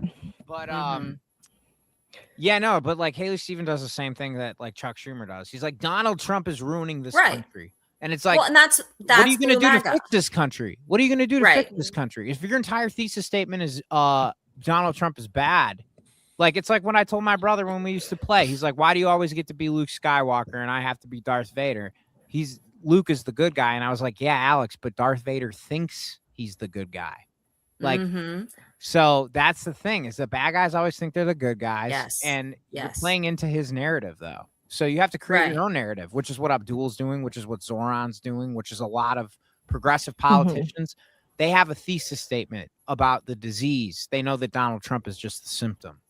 Right. And I think another way to characterize that, and this, you know, I always say, like, I don't do good guy, bad guy, because, like, I don't put the onus on the person. And that's where Blue MAGA is. Like, they are, Donald Trump is a bad guy. We get Donald Trump out and everything will go back, and that fixes everything. And like, and that's, you also got the framing of, this is the most important election of your life. You know, we can't give Mike Rogers the seat. And it's like, we've been doing most important election of our life since 2016 and we lost twice. And you've lost every one of them. Yeah. But what the other way I like to frame this, though, is like structure versus like people, right? And so systems versus people. Yes. And so, like, you can always put in a good or bad person. If your system relies on a good person being there, you don't have a robust system, right? Because I see humans as very malleable to incentives. There are a very few amount of people, and we've seen this, that like will hold on to something in a good way or a bad way, regardless of the incentives. People are very like, except, you know, like what you guys were talking about, addiction, you know, like when you have very strong forces, like you can put a tax on cigarettes. If people are addicted to cigarettes, they're gonna buy the $16 pack, right? But mostly, like, you know, people are responsive to incentives. And so if the incentives of the system allow bad outcomes, then your system is wrong. And what Abdul is coming in and saying, he is talking about the system is not working, and these are my structural changes to fix the system. And Haley Stevens is very personal. Me, I will do it. I'm the workhorse. Like, I'm the fighter. I will fight for you. I am Michigan, and like, you need to elect me as a person and get the bad guy out. And the bad guy is either Trump, Rogers, or Abdul, right? And so I think that's a very good framing for how to analyze these things. Well, it's a preservation of the current system. It's the way that Democrats and Republicans push and pull to keep the whole structure in place. And I think the thing about Abdul is he knows the structure is completely built around corporations, and that is why he keeps coming back to corporations. And people don't understand why. Like, I think he does a good job, but I don't want to go too much into the point. But yeah. Right. Well, that's the thing and that's the other thing I was going to add. Sorry, Britt. I got one more thing to add. No, go ahead. Thing earlier is that's the thing. That's the other telltale sign that somebody has a thesis statement and a vision for the future. They're not repeating the same enemy as their enemy. Their enemy is not, and they're always punching up. At this point, Democrats are punching down on a president that has 39% approval. And yes, he's evil, but there's a reason. He's nothing without the structure propping him up. Yeah, and exactly. 100%. And exactly. And there's a reason they're not talking about Peter Thiel. It's because I think getting money from him. Right. And I think Megan, like, that was the key point, is that she can't talk about structure because she doesn't want to change the structure and she benefits from it. She got $60 million of it in her race. So exactly. She can't. Yeah. Okay. So let me go back to this. And then, and the other thing I wanted to highlight is, I mean, this is like a figure skating critique, but somebody definitely, she looks like some of the answers. She looks like she's like in one of those, what are they called? When the she's beauty like pageants.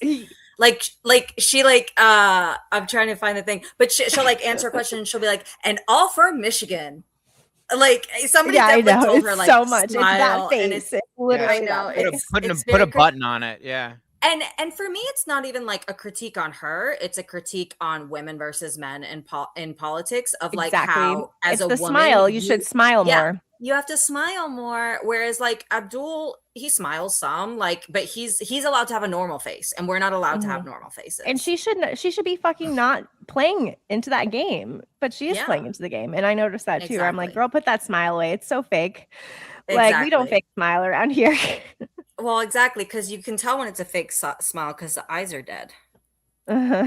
Yeah, that's why I always said that women should make more money than men, because they have to, like, if they want to go to a quote professional job and present as professional, they have to spend more money and time to look professional. 100%. And I'm saying this in quotes 100%. because it's a construct, dinguses. That's what we Yeah. mean by construct. It doesn't take me an hour to put makeup on and dry my hair and use hair product in order to go get a job that a man can go to. He has 15 minutes less. He has 45 minutes less more per day. So why are you not being compensated for that? Why can't you write off makeup and hair then like products? people of color, think of like, you know, white women can usually just do a messy bun and, you know, a messy bun and yes, exactly. But then if a black woman goes out in just her pajamas and messy hair, they'll say that she's nappy, or, you know, like, so there are all of these. Yes, Splatterhouse, we are all serious. Okay, I'm gonna let Brittany go on to the next Okay. Let's see. Congresswoman Dr. El-Sayed, thank you both for your opening statements. Listen, just want to give an affordability. It's the number one thing we hear about from people.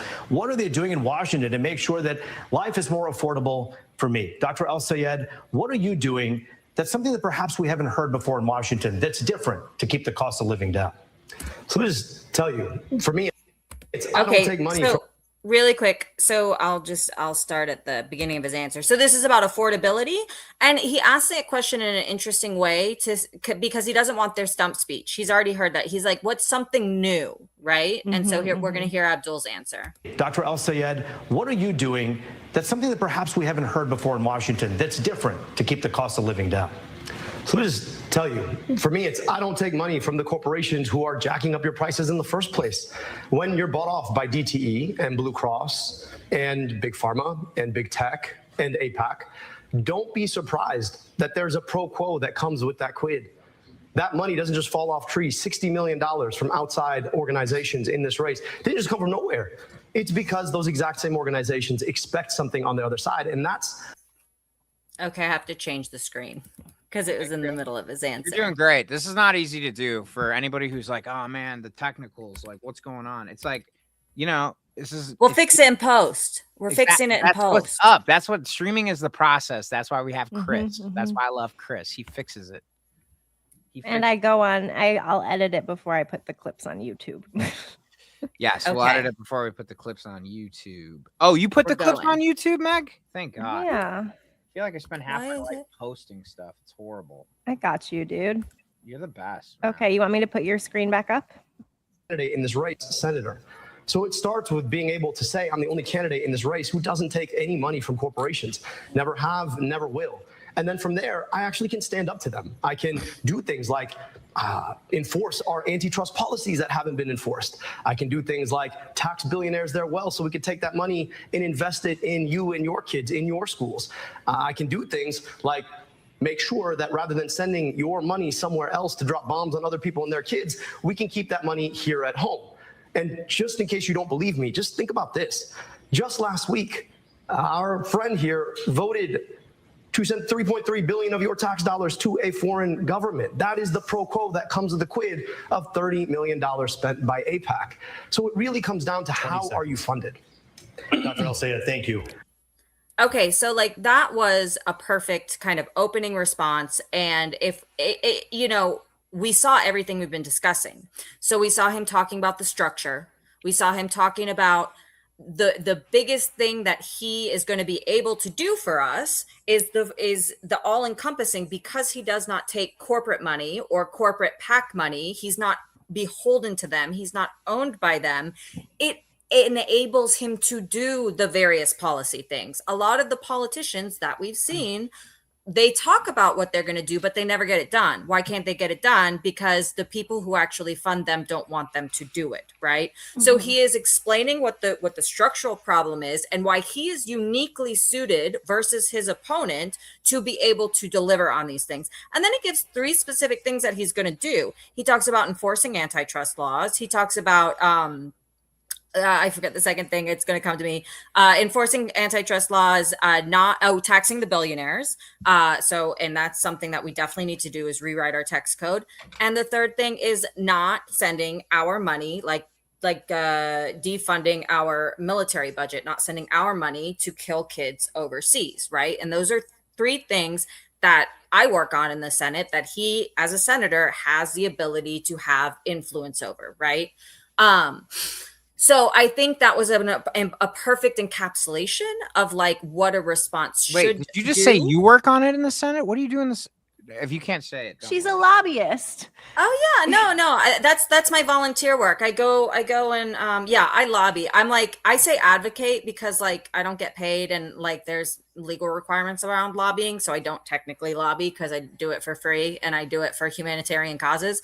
But yeah, I go to the House and the Senate and I talk to the offices, the members, the staffers, and I ask them to do things and give them information, which is very interesting because you find out that like it's not a knock on them, but like they don't have all the information all the time. You know, they got a lot of things that they're dealing with, right? So like, you know, I'll have conversations with them and they'll be like, oh, I didn't know that. And I'll be like, well, now you know, can you please sign this bill?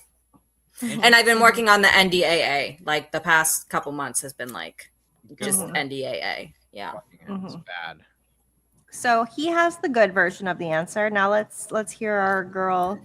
Yeah, let's go on to our girl, Miss. Not my girl. Councilwoman Haley Stevens, we heard a lot from Dr. El Sayed. Some of that was about your record in Washington. I want you to be able to address that, but also tell us what you would do to keep the cost of living down. Yeah, our affordability crisis is choking us out here in Michigan. You know, everywhere I go, if it's at the fish fry in downtown Detroit, or Let's be the relatable. working single mom who just the other day told me her healthcare costs continue to go up, that they grow. So we're only talking about the problem, and we're giving examples of people in Michigan to show that she knows various people in Michigan. Fish fry. The fish fry. Grocery bill is only getting harder. We don't need lip service. We need action. And Abdul's going to talk about where employees from certain corporations are spending their money. But let me tell you about what I am doing, because DT. So she pivots to Abdul and she recharacterizes her weakness. And she minimizes it. Oh, he's going to talk about where some corporations are spending some of their money. No. Corporations are putting money in your pocket for you to do things for them, you know? $60 million fucking dollars. And our utility companies are selling out their ratepayers, and I'm giving them an option. I'm saying DTE, either stop raising rates or lose your federal funds and cut executive pay. Look, we need proven fighters in these positions, and that is what I have done time and time again. I've got the receipts. Can I jump in here real quick? Also, why? Yes. Because this is the thing that drives me the craziest, just as like a regular person. Because again, comedian. This, if I was gonna write a joke about her argument, it may not be funny, but I think it is true. Like, hey Haley, in 2009, you were on the Auto Rescue Task Force, and 17 years later, you are still bragging about that, and you say that it makes you the most qualified because you need to rescue auto jobs. So. You were the chairman of that task force and you still have to rescue the jobs. Like, did you not do your job? It's like a firefighter bragging about. And then the UAW endorsed Abdul anyways. Yes, he did that. And that was going to be the, but it's like, it would be like if a firefighter responded to a fire 17 years ago, the house burned down. And now he's saying, look at my experience. Look at what I did when that house was burning. Look, it burned down. It burned down. And now I'm the guy who can come and rebuild that house. Finally. Like, I let it burn down. I did a good job letting it burn down, but that means I'm qualified to rebuild the house. Right. Like, bro, no, you're not. You failed. And why do you not have anything from 2009 to talk about? Right.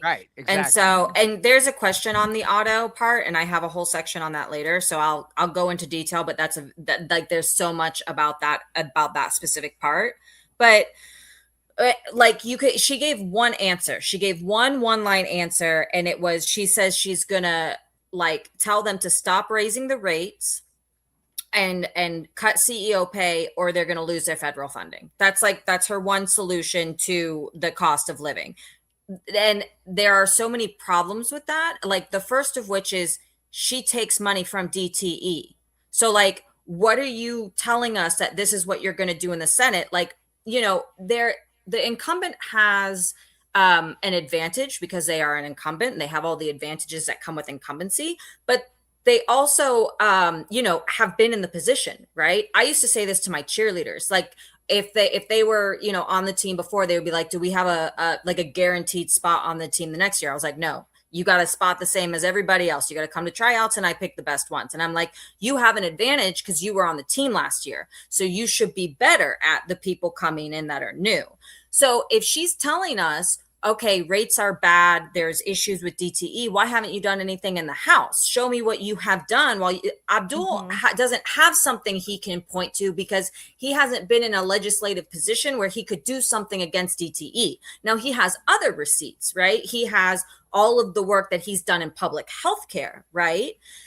But like on this particular issue, he can't really point to like, this is how I've helped you with your cost of living, because he hasn't been put in a position of power to control any of those things. But she's in the House. What has she been doing in the House? And she can't point to anything. Thus your point of why she keeps going back to 2009, because that's like the last thing that she did. Because if she did something else, she would point to it, but she's not. Okay. And now she's going to go into her taglines. Governor Whitmer and AG Nessel, and that is what I have done time and time again. I've got the receipts to show it, and this is also why Governor Whitmer and AG Nessel, two proven fighters who want to see results, have endorsed me in this race, because Michigan, it needs a workhorse in the United States Senate, sleeves rolled up, ready to tackle our problems on day one. And I'm not just stopping there. Let's lower the cost of groceries with my bill, no tariffs on groceries. I do want to get into the weeds. That was the beauty pageant moment. No tariffs on groceries. No tariff on groceries. My name is Haley Stevens, and I'm here. But you saw how she went into her shtick of, I'm the fighter, I'm the workhorse, the fighters endorsed me, starts name dropping and all these things, right? I mean, like, this is like the formulaic answer. But she pointed to two actual substantive things. And here's the other point, is that, like, I had to look this shit up because, like, I don't know these things off the top of my head. This is supposed to be informing and educating voters. And because she's not doing that with her answers and the format, it's not like Abdul can just, like, hammer her like on cross-examination and be like, hey, you said this, what does this mean? But she said two things. She said she's her bill, no tariffs on groceries. I looked on her website. There's no policy of no tariffs on groceries. I don't know what that means. I don't know. I mean, like, what are there tariffs on grocery? Like, she hasn't explained the problem. We're talking about cost of living. Okay. So we know, and here's the thing. Well, we know I'm gonna jump in here real quick. And I go ahead. Wrong, but I think it's important that in Michigan, candidates in Michigan triangulate with respect to tariffs, because a lot of people in Michigan with the auto industry see tariffs as something that's beneficial. Right. So, well, that's why it's a very interesting, like, I think it's a very, okay. She does have, okay. So HR 5446, No Tariffs on Groceries Act. It's in the Ways and Means Committee, and latest action back in September of 2025, it was referred to the committee. So it doesn't have any, it only has 3 co-sponsors, not even really good ones. And that's it. So no, it's like, she's not working on this at all. She's literally not working on it at all. Because like bills that we are actively working on, we are getting, that's one of the things I do. We go to offices, we ask for co-sponsors. Like start she only with has 3 co-sponsors. And it's been since 2025. So she doesn't give a fuck about this bill. I'm just saying that. But here's the greater point, is that, like, because this is a very Donald Trump thing to do, just throw out buzzwords. Tariffs are associated with Trump. Trump is associated with bad. Trump's tariff policy has been very bad. We will actually see Abdul later talk about tariffs in an intelligent way. But she just wants to throw out the red meat of, your groceries are too high. We know tariffs increase prices, so no tariffs on groceries will fix it all. That is not the solution to the problem. So 80 to 85% of the food we consume in this country is domestically produced, which means not subject to tariffs. The tariff impact on grocery prices is very minimal because there's supply chain and whatnot. It's about 1 to 2%. So on a $100 grocery bill, you're paying about $1 more because of tariffs. There are lots of other costs in the system that are contributing, like what Abdul is saying with the corporate capture and the antitrust and the only having 3 grocery stores. That's where your money's coming from, but she can't talk about that. So she throws out this policy she obviously does not care about, the no tariffs on groceries. She probably literally created this because she's running and needed to show. Like, it's such a performative thing to own. Like, just looking at this and like, notice it happened in 2025. When did you say the date was? September 17th. She introduced it, and it was assigned to the Ways and Means. And that when did Zoran win the primary? When did Zoran November? Or no, and the primary was like August, right? No. Okay, so that's when they began to see that grocery talking about cost of living was viable from a Democratic position. So less than 1 month later, when she's gearing up for her Senate run, she's such a cynic and she's not even fucking good at it. Sorry, I don't mean to be mean, but she's like, I would like to at least see more co-sponsors. And let me just say one other thing. Let me just say one other thing to extend on Brittany's very cogent point. One of the largest input costs on anything, it doesn't matter what you touch, everything on my desk is gasoline. Tell me why gasoline prices are high right now. It's because we're in war Israel, because we're in war with Iran, because Benjamin Netanyahu was in the Situation Room when that decision was made. Now tell me who Haley Stevens has benefited to the tune of $60 million from. And that's why she's not bringing up gasoline costs, because it traces all back to her. Every accusation is a confession, and every time somebody points a finger at someone else, 4 point back at them. Period. 100%. And because it's just lazy. I don't even do this for a living. I know.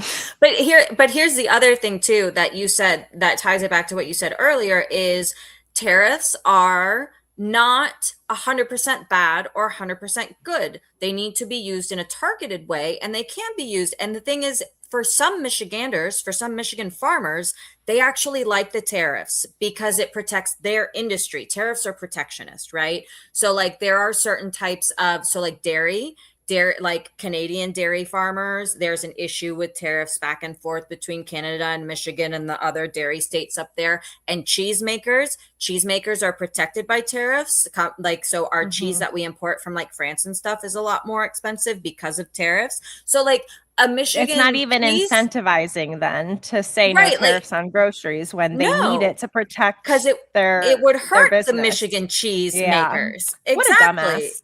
So so it's not even, so if you dig even learn just that at scratch the fish fry. surface,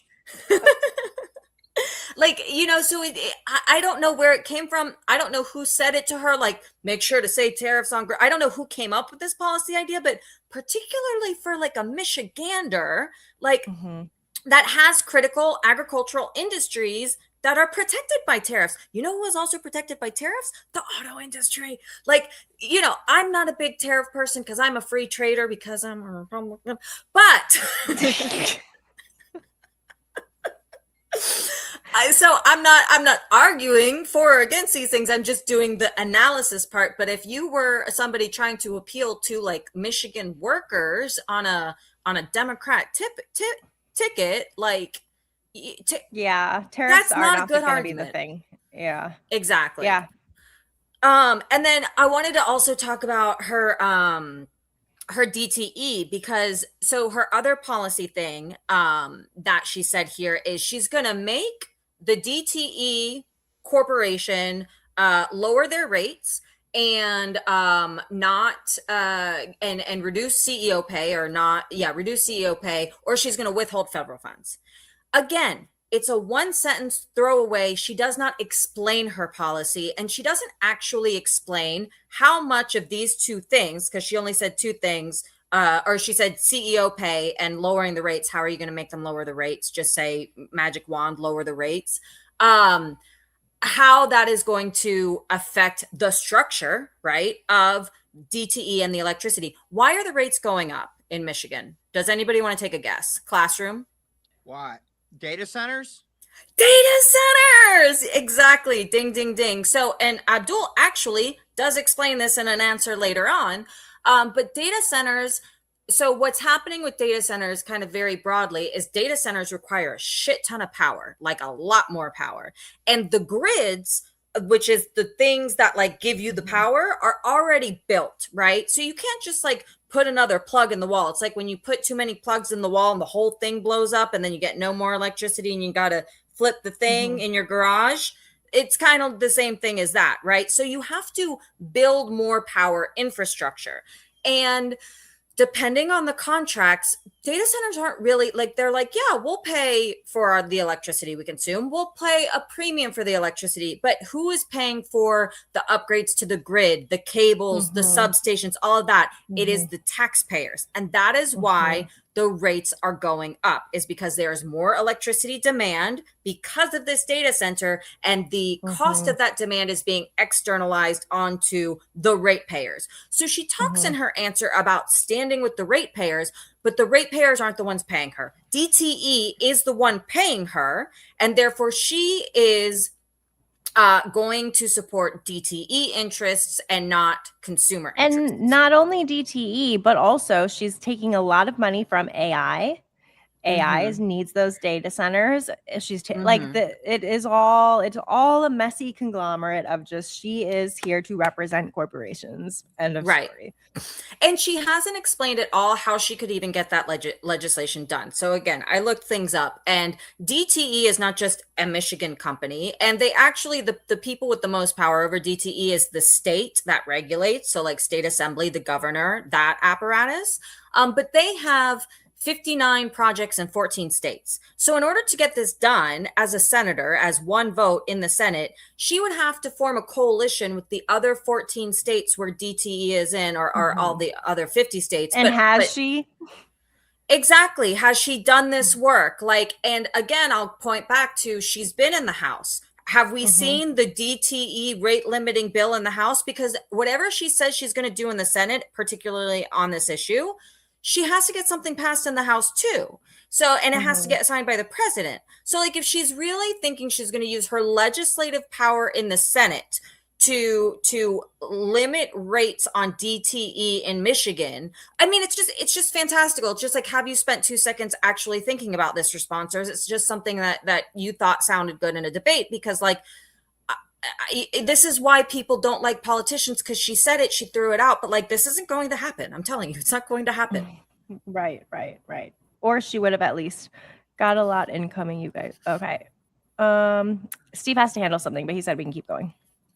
Okay, perfect. All right. So I thought that was very illustrative, and you know, just kind of interesting to point out and like think through, because she's not the only one that does this. And I think it really is important to like listen to the politicians and not just be like, okay, that sounds good, but like, and assume they know what they're doing. Like, how are you going to do that? You know, like, and why is that solution going to fix the problem, as opposed to Abdul's solution, which is, I don't take corporate money. So like, I am in a position to enforce antitrust laws, to enforce, you know, to put taxes on companies so that I can do the change that I want. Right. Yeah. Sorry. Okay. I'm like looking at her list of bills that she has sponsored. Well, that's what we can do that now, because I wanted to do that. So let me find. I mean, some of them have like her Protect Local Funding Act has 41 co-sponsors. It's still in the Committee of Oversight and Government Reform. Protecting America from Chinese Cars Act. I mean, I think Chinese cars are supposed to be really good, though. Maybe they are, and honestly, that's one of my things about protectionism, is that it actually ends up hurting you in the long run, because what it does is it removes competition. Exactly. It removes competition from your local industry so that it has a buffer, but then there's no competitive pressure on it for it to get better or more efficient. And what ends up happening is you might like help save one local, like the auto sector or a fruit farmer or a dairy farmer, but your consumer base loses out because they are paying higher prices. They are the ones paying the tax on the protectionism, right? So this is Haley Stevens's page, because this is where I went to see if she was talking about anything. Okay. And I don't want to go through I just want to show it. It's like this is like, I went to her I guess her home, and then Hope Agenda, right? Like this is just like, this is her Hope platform. Agenda. And it's like, yeah. And it's like okay, we have 7 points with a bullet each. Okay, we're gonna, and if you just like safer communities, we're gonna do da, da, da, da. Like there's nothing here, right? So ensure Michigan leads manufacturing by investing. Okay, how? What? I mean, it's like this is like ChatGPT slop. So I wanted to point to the water one because I thought the water one was really interesting, and I know that water is kind of a key issue in Michigan. So she's going to prioritize safe, clean drinking water. Good. How? What? Invest in lead pipe replacement and fight contamination. Again, fight contamination by doing what? You know, how? What are you doing? Especially in communities most affected, right? Like regulating dude, like she has to, there's just this, I mean, it's one sentence. Like you can't, like there's nothing here. And so I wanted to contrast that because I went there to figure out if she was talking about the groceries, and she was not talking about the groceries. And then so I went to where is Abdul's page? Here it is. So then I went to Abdul's and I was like, oh, well, maybe this is what a campaign page looks like. Let's see what he does, you know? And it's like, he's got for each of the things a paragraph, you know? And it's not just like end gerrymandering. That's very specific. It's not just like water, you know? Supreme like Court protect reform. voting. Yeah. Right. Exactly. It's not just protect voting rights. It's end gerrymandering and a whole paragraph on how. Right. Civil rights and liberties, like, you know, a full thing, immigration, environment and natural resources. So talking about all, like, look at how much on Michigan's environment. And then he talks about water, right? Compared to her one sentence from the Flint water crisis. He talks about the problem. And then he's like, he wants a federal water guarantee that every family has access to at least 50 gallons. This is something you can write in a bill text, yes. right? Yes. Exactly. And bills capped at 2% of income, right? Like that is something that is a policy that you can go into Congress and fight for. Not just like, I want to protect water. You can't put that in a bill. And then he talks about, she might try. Like she says she's going to get rid of lead pipes. Okay, thank you. He talks about getting federal funding infrastructure to get every lead pipe out of Michigan's water systems by 2030, right? So it's you can even see with the same the same issue, it's way more concrete.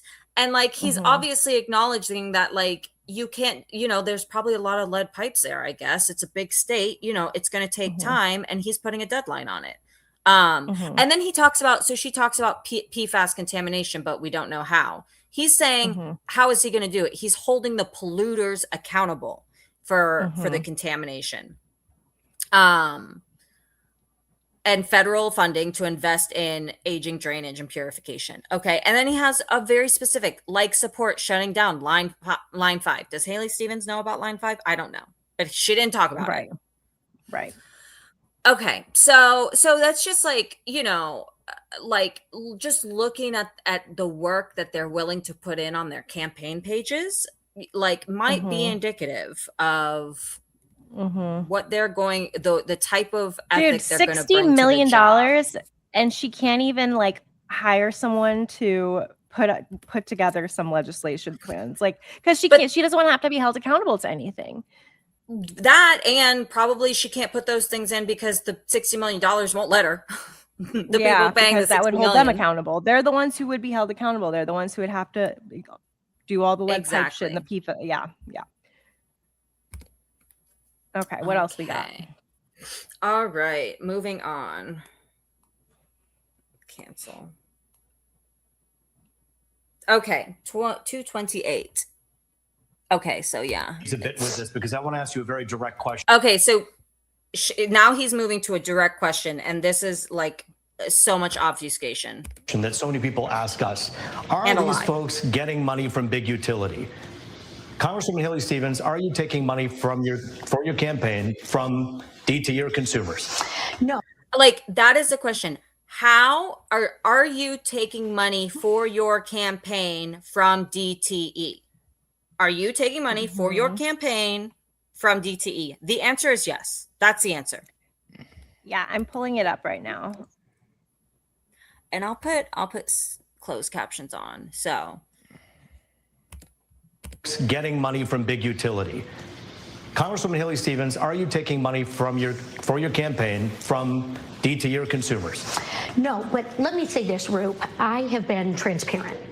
I have been transparent throughout this campaign, and let me just say this, that the only thing that ever motivates my work is the people of Michigan, the people who I hear from.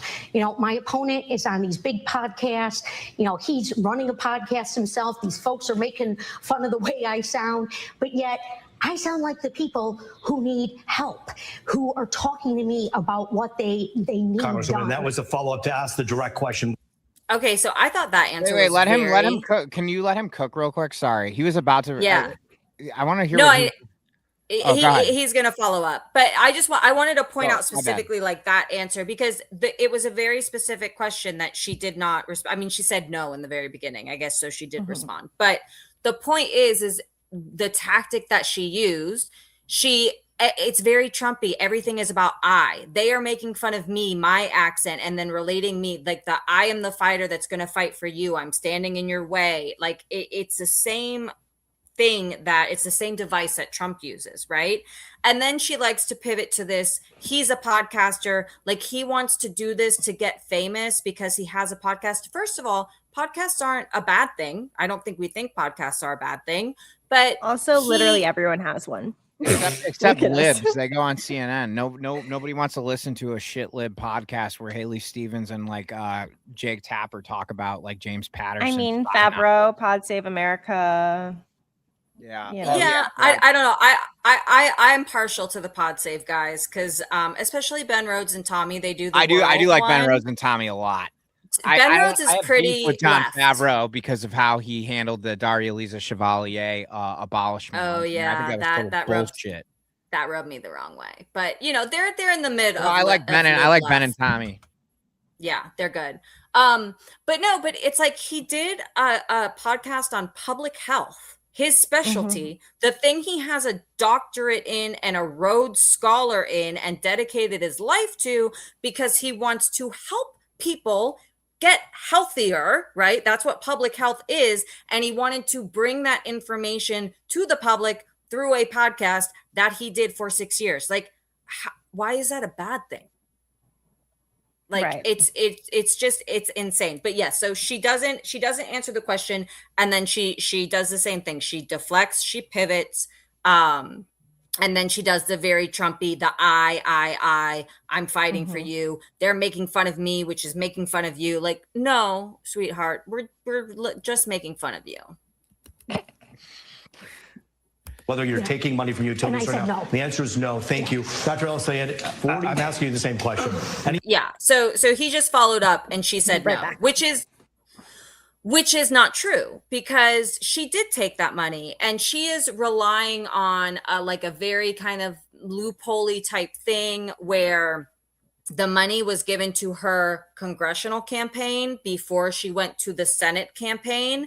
And she followed up. I don't have the clip, but she followed up later because a reporter asked her, you know, like, hey, you have taken money from DTE. And she said, I have not taken money from my Senate campaign. And that's what he asked. And that's why I wanted to highlight the question. That's not what he asked. He says, has your campaign taken money from DTE? And she said, no, she's relying on this technicality, but he didn't say, has your Senate campaign. He didn't specify which campaign. Exactly. And so some advisor told her, hey, this is how we get out of it. But she wasn't even smart enough to, because what you're supposed to do is instead of saying no, you would say, my Senate campaign has not taken any money from DTE. Yep. So you are technically not lying, but she doesn't even know. She just said no, which is not true. But also her congressional campaign, she gave her money from her congressional campaign into her Senate campaign. So literally, how did they not give you that money? Because you're using it.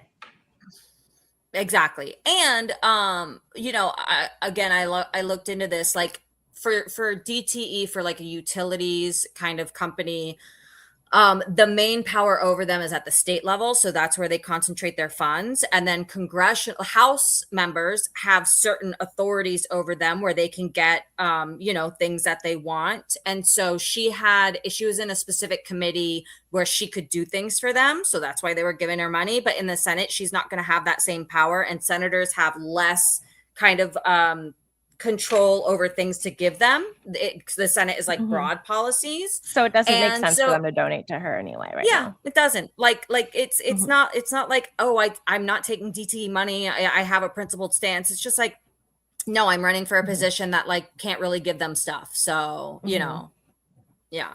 so I just thought that was extremely interesting. Let me do a screen share really quick. 1 second. I'm gonna show. Do I have to turn off? Okay. No, I just took you off. Mag, I think I gotta run. Can you guys? Is that? I think you can host, right? Yeah, I can. Okay, cool. Britt, thanks for coming on. I'm working on your thank you. I gotta go to dinner, but have fun, bye, buddy. Thanks. You all take care. Oh wait, I'm not gonna end stream. I'm just gonna leave it out open, and I'll close the window. And all right, take it easy. Bye, friend. But yeah, this is all of her GTE donations, which is insane. I know. It's fucking insane. Okay. It's literally just insane. Like how she thinks she can just get away with that. And this is why, I don't like this framing of this is the most important election ever. Every election is the most important election ever because we live in a democracy. And like, I think people are kind of got lulled into this thing of like, they weren't really doing a lot of participation in democracy. And then they saw our country go to shit and they woke up and they were like, what the fuck is going on? I thought things were okay. Somebody had a good analogy. It's going to come to me, but it's like you have to put energy into the system in order for the system to stay on the right course. And we haven't been putting in energy as the public, but the special interests and the corporations and all, they've been putting a lot of energy. So the system has steered off to benefit them. And now we're starting to wake up. So it's like, we have the privilege of living in a democracy, but it takes work.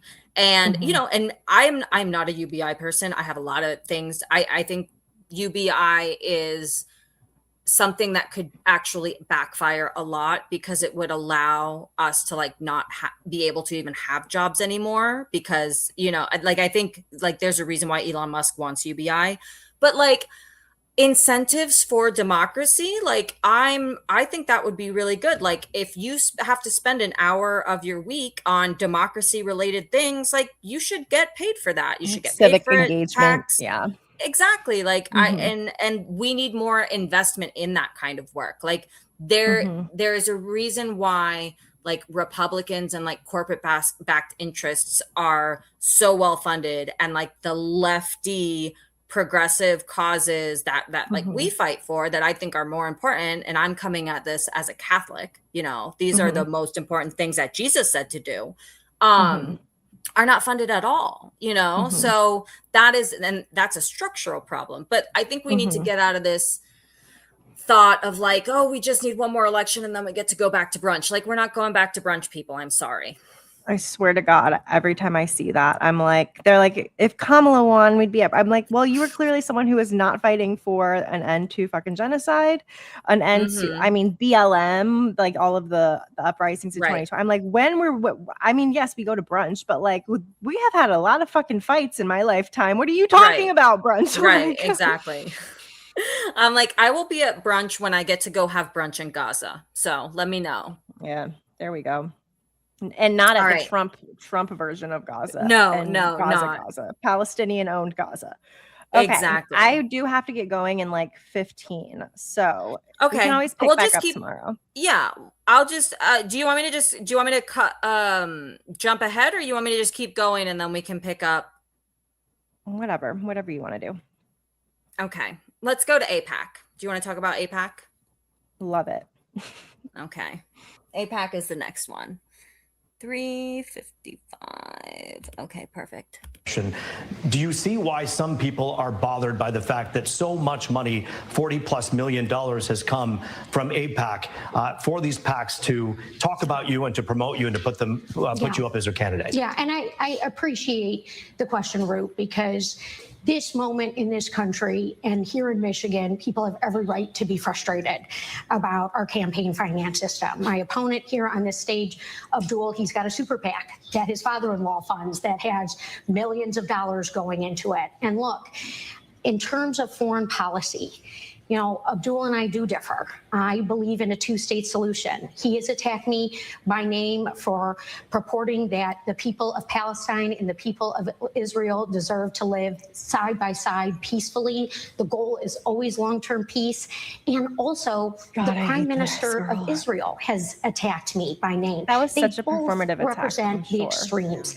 Look, Michiganders want peace. They deserve to see peace. And that is where I have always cast my vote. And that is the work that I want to do for Michigan and the U.S. Senate. Specifically about AIPAC.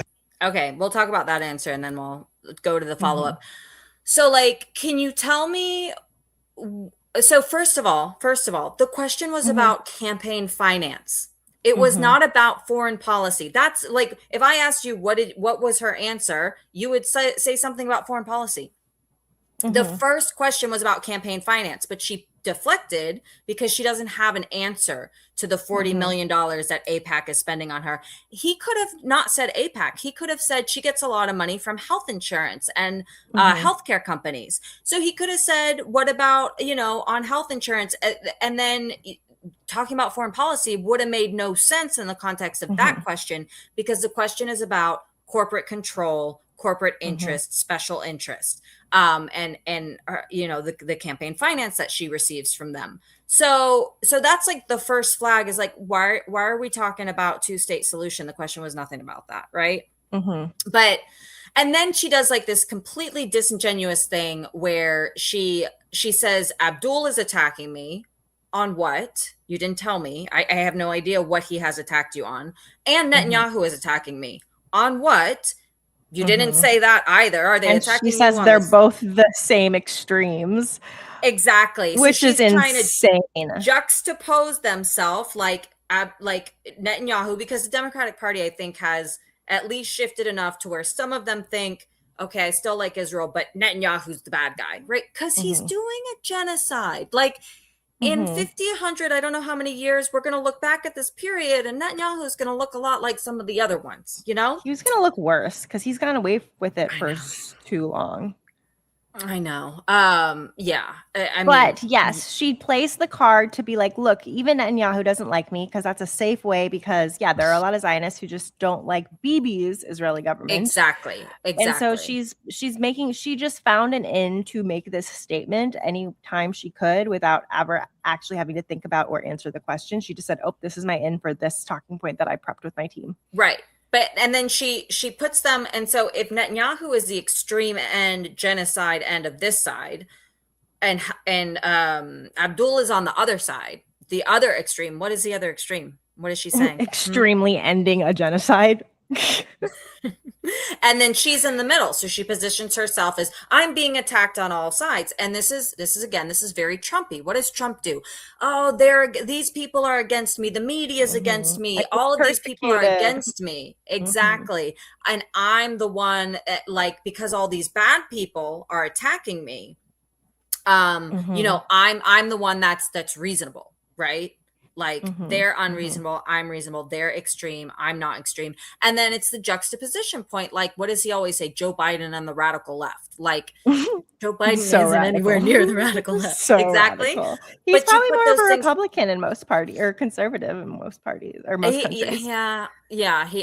Definitely. He's like center right. But America's very right in a lot of ways. But so he's putting she's doing the same thing.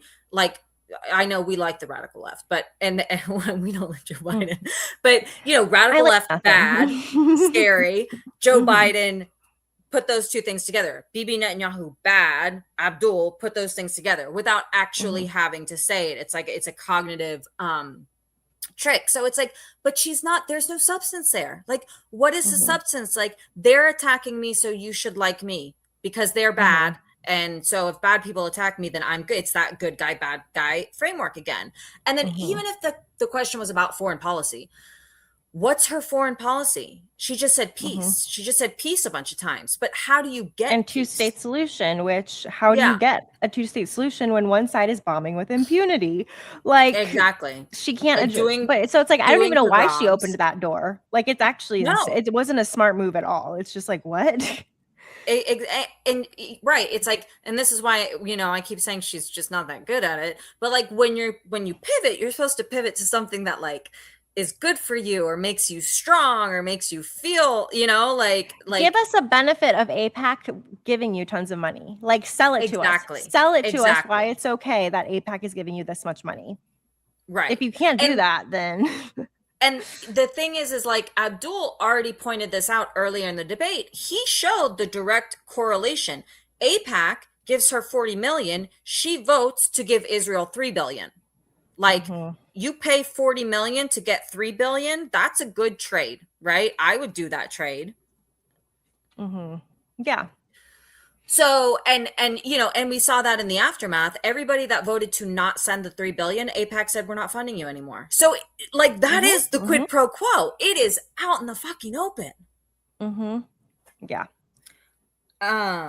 All right, so I'll go on to the second part of her answer, because this part I'm just gonna set it up. I wanna. So she's talking about peace, right, and her solutions, and I wanna highlight who is she talking about in her answer. Like, pay attention. AIPAC money, more than $46 million has been spent on AIPAC spending to back your campaign. A lot of people wonder if that is something where you're going to do their bidding should you win this seat. Is that something people should be considering? So again, he brings it back to campaign finance and AIPAC. She doesn't answer that question. Spoiler alert, but just to point out that, he asked again. He's actually a really good moderator. He was like, he was a really good moderator. He was really good. He's because so Abdul voting for was Abdul. answering.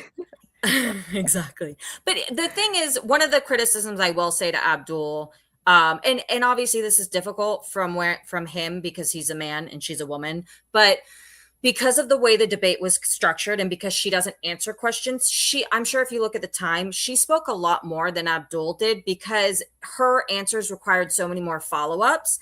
And there was a rule where if the other candidate talks about you, you get a minute to respond, but they didn't enforce that very well for him. And he was mentioned a lot of times. And I think he could have said, hey, I was mentioned, can I get my minute to respond?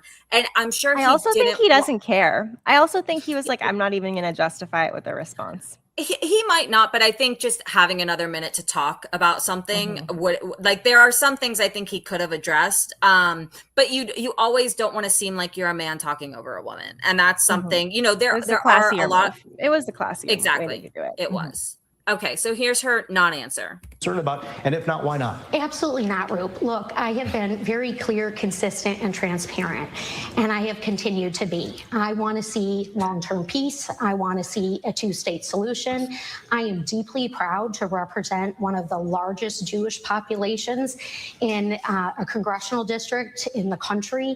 This is a community that I have grieved alongside, that I've mourned alongside, and have fought to bring the hostages home. And I'm still working to get us to long-term peace. But no concern about the $46 million+ spent on the behalf of AIPAC that should worry people about perhaps you doing their bidding should you win the seat? Well, I don't think there's much difference between super PACs going in for Abdul or super PACs going in for me. We have a problem with campaign finance reform in this country. I have an A grading from End Citizens United. I have been endorsed Which is by crazy. Defend the Vote. I have voted consistently, that and too. I'm going to stop Mike Rogers from getting anywhere close to the United States Senate, which is why he doesn't want to run against me, and which is why somebody like Governor Whitmer is supporting me in this race. Congresswoman Stevens, thank you. I want to give some.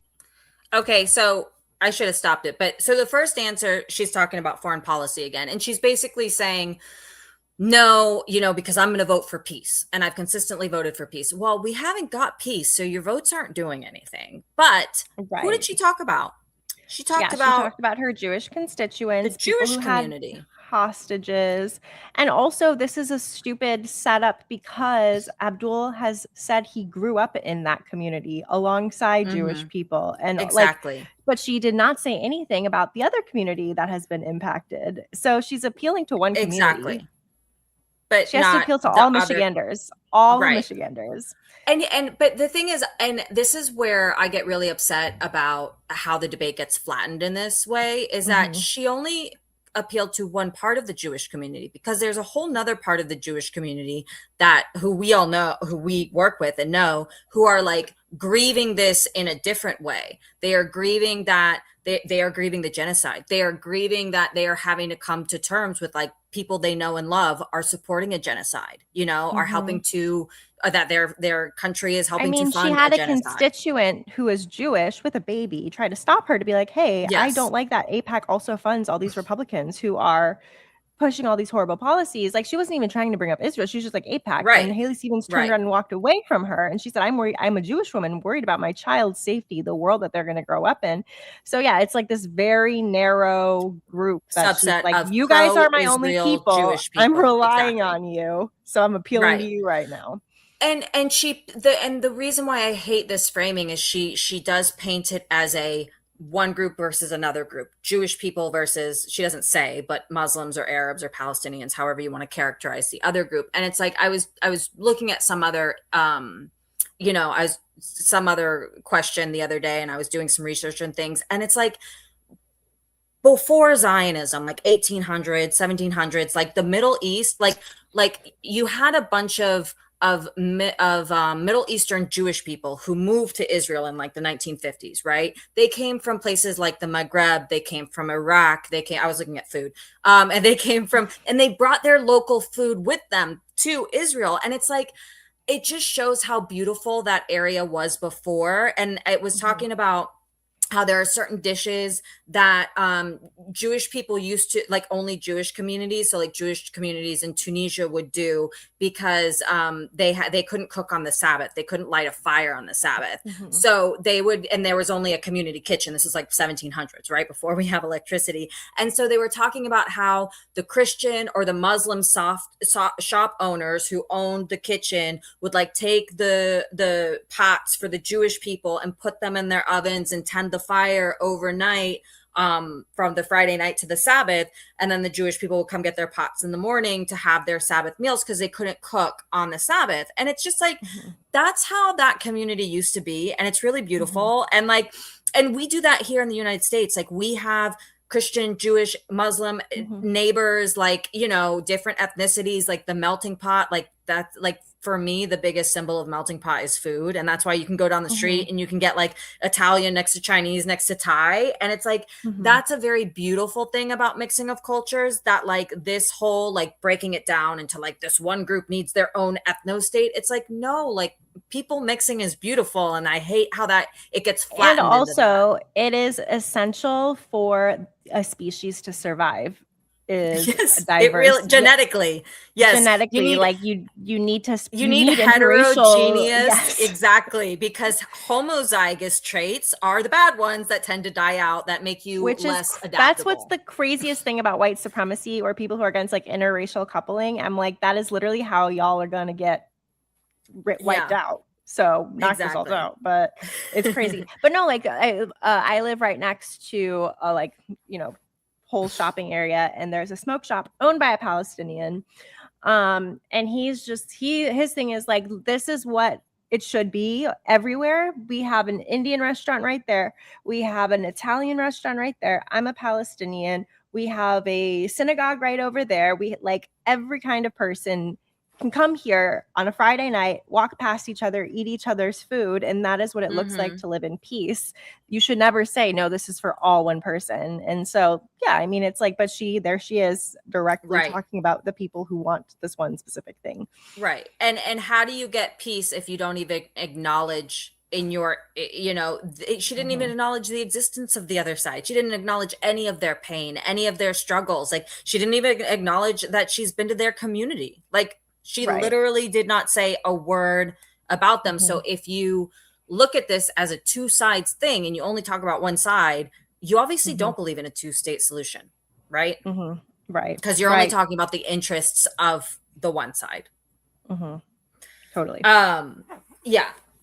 Okay. So, I can go a little longer because it's fine. My kids will. Okay. So, well, I'll just finish up on the second part of her answer, because the second part, he pushes her again about the campaign finance. And then you can see in that answer, she again, so she does the equivocation point, right? She says, well, I don't think me taking PAC money or Abdul taking PAC money from his rich millionaire dad are any different. And it's like, well, then you don't understand the problems of campaign finance and what we're fighting on, because we're not fighting on people getting money from their rich father-in-laws or whoever. Like, I don't think Abdul's dad is saying, hey, I need you to pass this legislation for me, like, no, he's like, I really want you in, so let's get you in. Exactly. Like when did we start? Like, I thought we liked our parents to be supportive of like our careers and whatnot, especially father-in-laws. Like, if a guy can get his father-in-law to invest in him this much, it's a good dude. Exactly, honey.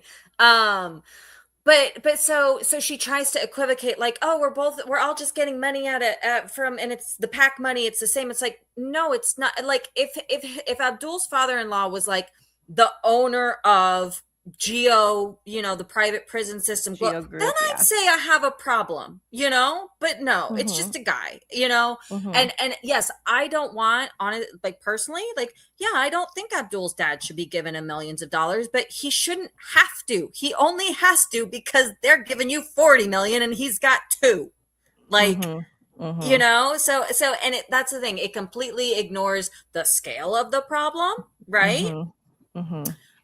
In a really weird way, it just like triggered me. I'm like, it's kind of like when people say like Hamas is a problem. It's like Hamas is a resistance group. It only exists because of the oppression. Like, if you took away your 45 million, Abdul's dad wouldn't have to waste 2 million on him, like, sorry. But so, and then she pivots to Mike Rogers, and I was gonna say Mike Johnson, Mike Rogers. And so, and so she's just like, she's not ever taking on the question in a good faith way. And I think obviously this is politics. This is why we hate politics, but like, or we say we hate politics. Okay, well then don't vote for the person who's doing these things. Like, when you watch Abdul, he is legitimately trying to answer the question. And like, again, I'm a Republican. I don't agree with everything he said. Some of the things he says about unions and stuff, I'm like, I don't like that policy. But like, I understand his policy, and I like can accept that this is how he believes he's gonna address the issue. And you believe him because he's answering the question, and it's concrete enough that it leaves no room for gray, that you can like it or not like it. And I can understand it. I know what he's going to do. I know what I'm voting for, right? And it's like, and he's thought enough about the problem to put forth a solution. That's why, like, the superficial part of her beauty queen answers is like the, that part. But the substantive aspect of her beauty queen answers is it's very formulaic beauty queen answers. Like, it's just fluff. It's all just literally what if you could have anything in the world, what would it be? World peace. Yeah. Like, she's literally like she literally said that. Should we give her a tiara? We should. Miss Congeniality right here. Exactly. Okay. The next part of her answer. And then one thing. Oh, right. Okay. So the End Citizens United part. This was fun. This was a very fun deep dive that I wanted to. I'm gonna see if I can do this. Oh, I do have to do it one at a time. Okay, so she said that share screen. She said that she was she has an A grade from Citizens United. This is very funny. I'm very excited to do this. Because I was like, that's weird. I didn't think End Citizens United was stupid and not a good group. Look. Oh, who's that guy there? Wait, this is End Citizens United. There. Oh, that's so fucking funny. No, hold on. Oh, End Citizens United.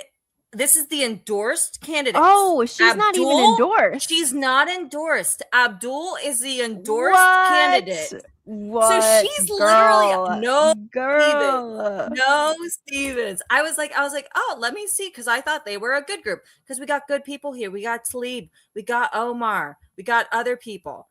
We got some people that I love. He's my favorite. But yeah, so so here we go. Hi, sweetie. He's good too. I love him. But yeah, so the thing that you are like claiming supports you did not endorse you. They endorsed Abdul. And let me see if I can do this, if this will change my screen. So this is the thing that she's actually talking about, the scorecard. And this, I think they need to fix their scorecard because it doesn't mean anything. If you see everybody, it's just an A or an F. Like, it's literally just a yes or a no. Pass so or the fail. fact, like the fact that she has an A, and there's a couple people that have an A plus, like McGovern has an A plus, so she doesn't even get an A plus. Oh, all the good ones have A pluses. I love Kassar. But yeah, so she Stevens, she has an A. I doubt she'd still have an A after this. When's the last time they updated their grades?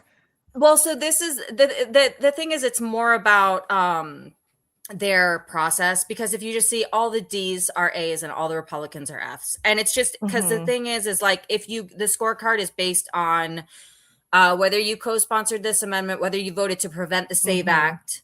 Right. So all Democrats, because Republicans are in control. So all Democrats are voting against these things and all Republicans are voting for these things. But I don't understand this because it says rejecting corporate PAC money, but she takes corporate PAC money. So like, I don't know what they're doing with there's their an email scoring. Address right there, inbox at endcitizensunited.org. Yeah, so we should ask reach them out about that, because like, because this part rejecting I'm emailing the them corporate right PAC now. money.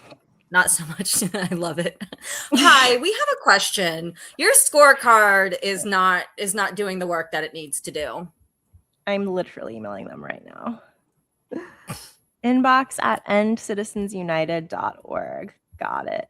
Okay. Yes, that's what it says. And then she also says that she has the endorsement of Defend the Vote, which is kind of like so she didn't get the End Citizens United. So I was like, well, what is this Defend the Vote? And then if you look at kind of who they endorse, this is I like him, but this is a centrist Dem PAC, so you can see Daniel Biss, Debbie Dingell, Debbie Wasserman Schultz, gross. Don Davis, gross. He wrote the Section 219 of the NDAA, so we know he sucks. So this is like this. There she is. So she got Angie Craig, which we want the other one, Flanagan, in Minnesota. So you can tell that this is like the establishment, PAC for ending corporate finance, which is like, we won't.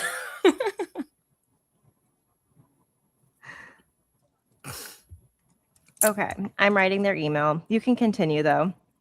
Okay, so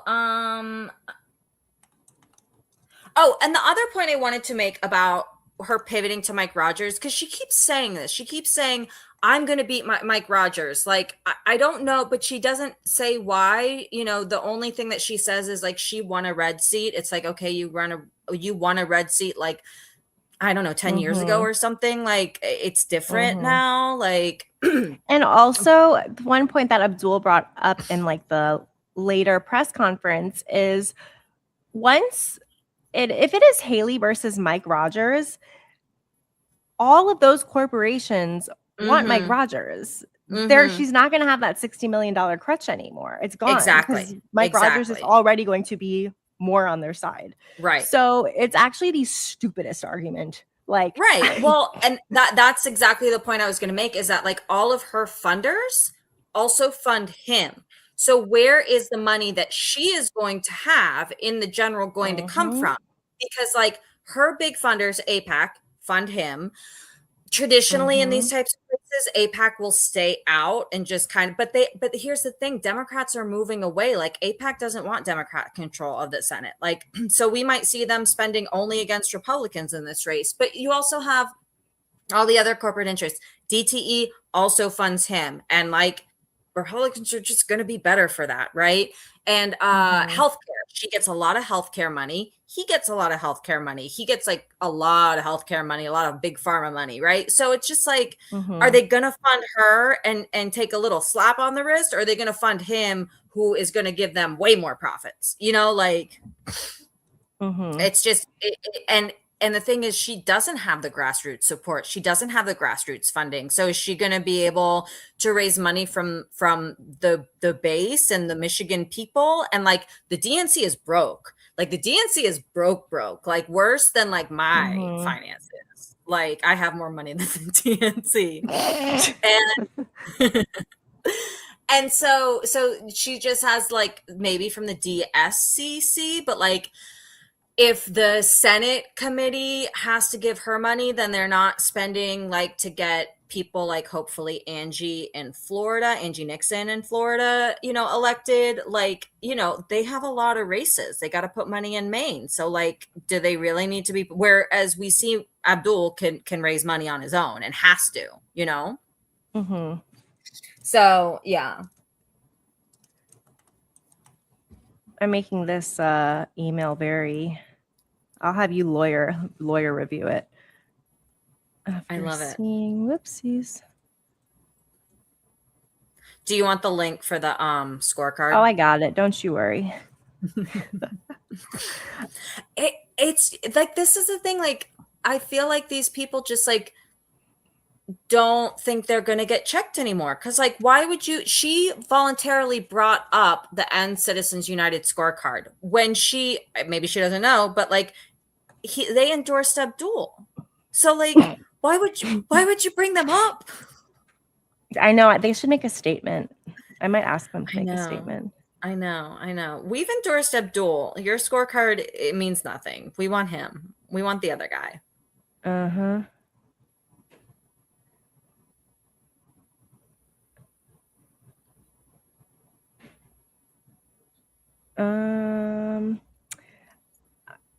Can you see if she co-sponsored a constitutional amendment to overturn Citizens United? Yes.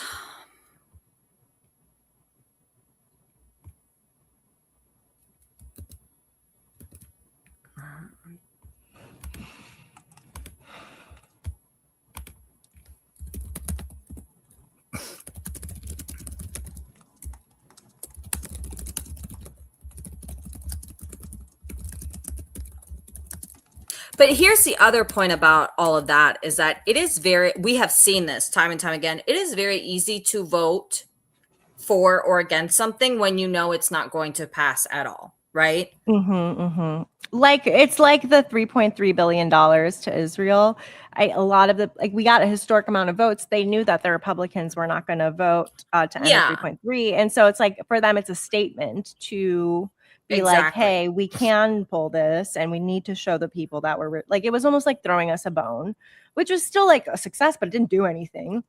Right. I mean, like I think that, well, I would say I think that vote was a little bit more than like it was symbolic, but also, I mean, people lost AIPAC funding, right? So like AIPAC disciplined people for taking that vote. So that was definitely like, but like I don't know, there are some votes that they just take and it's like they know it's already going to pass or it's not going to pass. So they just like put their name on it to put their name on it. But like they may have voted differently if they actually had to like vote on it, you know, or they know the Senate's not going to pass it. That's like, the Glusenkamp lady, Marie Glusenkamp Perez in Washington. Get her out, vote for the other guy. She said this. She voted. She was one of, I think, 5, 6, 7 Democrats that voted for the congressional stock trading ban, it's not a stock trading ban. All it does is it prevents members from buying new stock while they're in office. It does not prevent them at all from selling. So like part of the trading is buying and selling, not just buying. But so in section 3 of that bill, there was a SAVE Act Light. It was a voter ID law. It specified like 5 voter IDs that would be required, like driver's license, passport, tribal ID, and like 2 others, something like that. And so that was in the bill. So most Democrats voted against it, and it was put in the bill like cynically by Republicans, because they were like, we're gonna pass this bill that says it's a congressional stock trading ban. We're going to call it a congressional stock trading ban. It's not a congressional stock trading ban. So we're going to continue to be able to make money. And we'll put this SAVE Act voter ID law in it. So no Democrats will vote for it. And then we can all go out and campaign that we tried to pass a congressional stock trading ban. And the Democrats voted against it. I mean, that's like the cynical Washington politics. But some Democrats, a couple, voted for it, which is really stupid. But like when Marie Gluesenkamp-Perez explained her vote for voting yes, she said, well, I like the stock trading ban, but I didn't like the voting ID aspect of it. So I voted for the stock trading ban, but it's not going to pass anyway in the Senate because it has the voter ID part in it. So I'm like, bitch, what did you say? Like, you just said, I liked some of the bill, so I voted for it, but I don't like some of the bill, but it's not going to pass anyway, so it doesn't matter that I voted for it. So why'd you vote for it? Right. Literally. These, I mean, I was, dear Lord. All right. There's a couple. Summer Lee has one. I doubt she signed Summer Lee's. Are you okay, baby? I'm also looking for them. Okay. Summer Lee, this is September 2025. Summer Lee Schiff.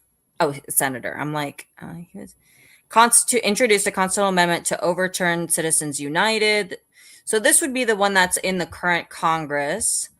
It was introduced by Summer Lee. Let me see if I can find it in the database. Congress.gov.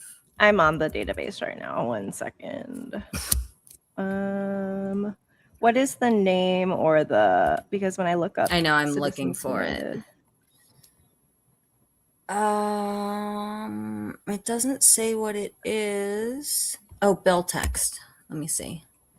Okay, so in the Senate, it doesn't give me the number. Okay, let me do this while we're doing this. Hold on. Sorry if we've lost the entire audience. Now we're just in. Well, I wanted if we do have an audience, but I need to find. Oh, here it is. Okay, how do I do? Oh, it got done. Oh, there it is. Okay, nope. Share screen. This one. Share. I'm going to show you guys how to find something. So this is congress.gov. I've been working on the NDAA. So this is where all the legislation is, and you can find it. So we want to find, so this is the bill. It says amendment to the Constitution. Let's just see if I can copy and paste this. Just do that. All right. And then I want to do it from.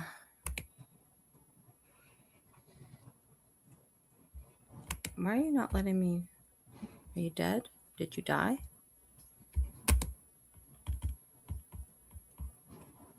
Oh, it's not responding. Wait.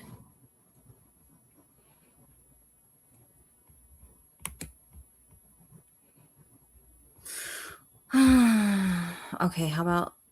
No, that was too much for you. You're thinking too hard and you can't do it. Exit.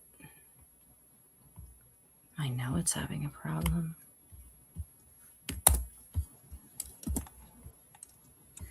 Okay, let's see. Amendment, Constitution.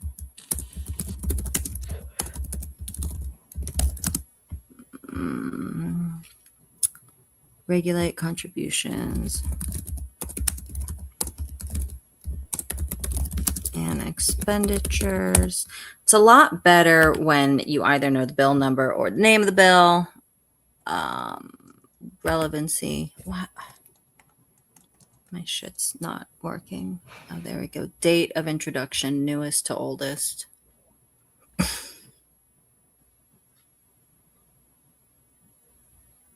Okay, so there should be HJ Resolution 54 by Jayapal, We the People Amendment declares constitutional rights belong to natural persons only. So corporations would not have First Amendment that's good. spending rights.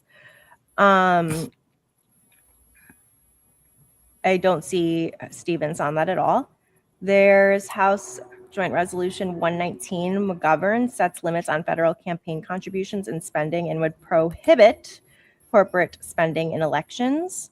It doesn't look like it has any co-sponsors yet. Okay, look at this one. All right, can you see this one? It's oh wait. Am I still sharing? Oh, I'm not. No, it went away. Oh, I was trying. Share screen. And then HJ Res 122. 122. Yes. Yeah, I'm looking at that one too. Yeah. So when you find the bill, that's the bill number, and then this is the name of the bill. So that's how you can search it, and then it gives you the summary. And then we are looking at the co-sponsors. So the sponsor is who originally introduces it, and then the co-sponsors. What you ask is all the members in the House or the Senate to co-sponsor a bill. And she's not on either. Is she not on the? Because this is the main one. She's not on it. That's crazy. So she's not even, because here, let me put this one on the main screen. So this is the bill. This is Summer Lee. Introduced constitutional amendment to overturn Citizens United. This is the one that's active for this session, September 2025, because every 2 years you got to redo everything that doesn't get passed. You've got Summer Lee, and then this is the bicameral, so you got the senators on it too. Senator Schiff brought it in the Senate because you got to obviously pass in both houses. And it says introduce constitutional amendment to overturn Citizens United. Rein in corporate influence. The amendment would restore Congress's authority, blah, blah, blah. Okay, and then it says what the bill is going to do. And then this is the bill. And then so we go to the Congress page and we find the bill and we're looking at the co-sponsors. And this is like the date, you can sort by whatever, but we'll just look at the page. He's not here. She's not here. Nope.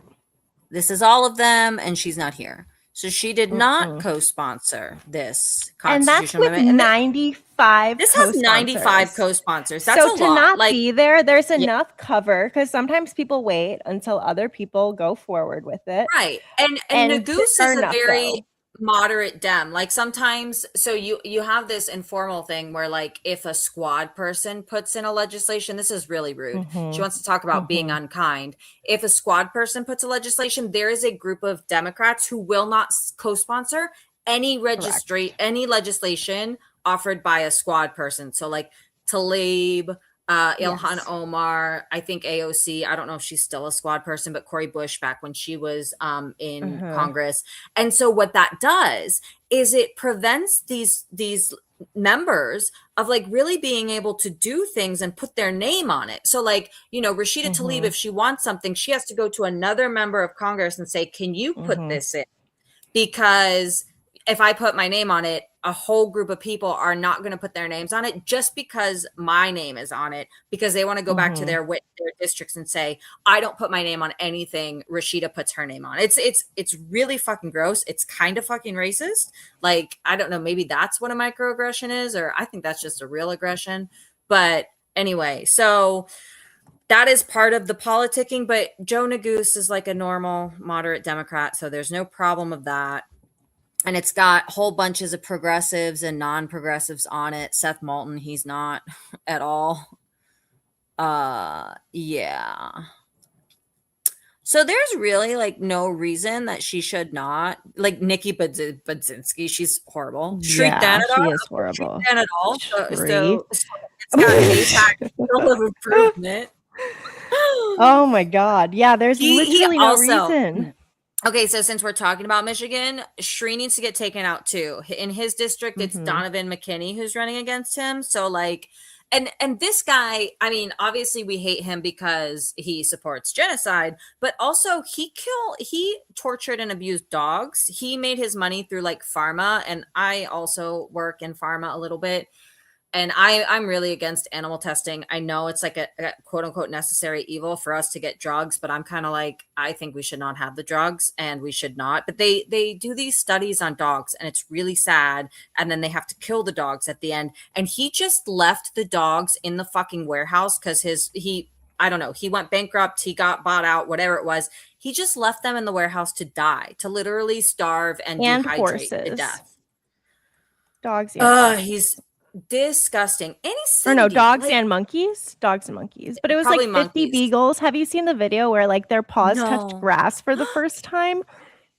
Oh my God. I Like can't- the I volunteers were like crying. They're like, these babies have never even touched grass. They were like scared of the. Oh my God, my heart. Yeah. Oh, it's horrible. Yeah. Yeah. he's I'm bad. like, yeah, he's a bad person. Get him out. And he doesn't like care about this. Like, apparently this district is like a really like I don't know if it's the most black district in Michigan, but it's like a very heavily black population district. And there's some weird things that have gone on with people splitting the vote as to why he got in. And obviously he's a millionaire, centimillionaire, whatever. So he used a lot of his own money. But I'm like, do you really think that this guy is representing your interests? Like a immigrant Indian, like multimillionaire pharma guy is like representing the interests of Michigan 13? Are you kidding me? Yeah. Okay. So she's not on this bill, and this is the bill to be on. So I think we should let Citizens telling United them. know that she's not on their bill. Okay.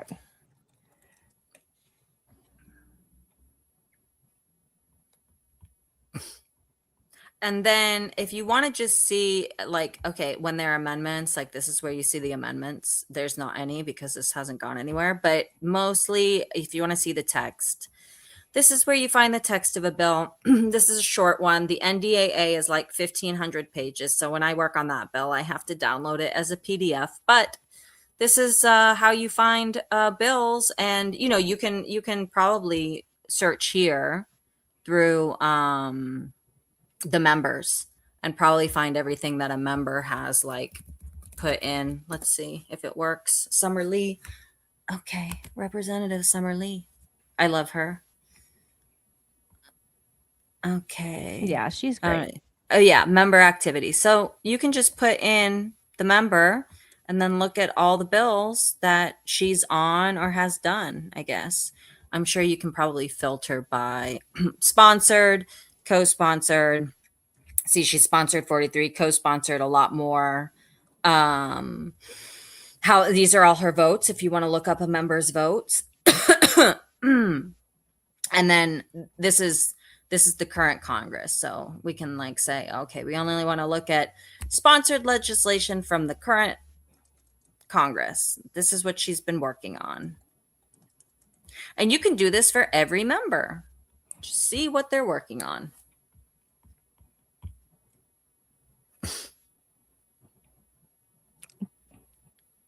Damn, she's so annoying for this. She hasn't done.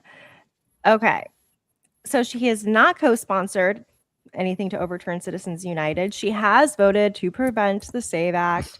She has not rejected corporate PAC money. Obviously, there is no major record of her doing much to protect American families from consumer and environmental protections, but she did oppose the One Big Beautiful Bill Act, as she should have. This is I think every Democrat why the did. fuck should she have an A? Right. I don't want to search with that. I just want Haley Stevens. Haley Stevens.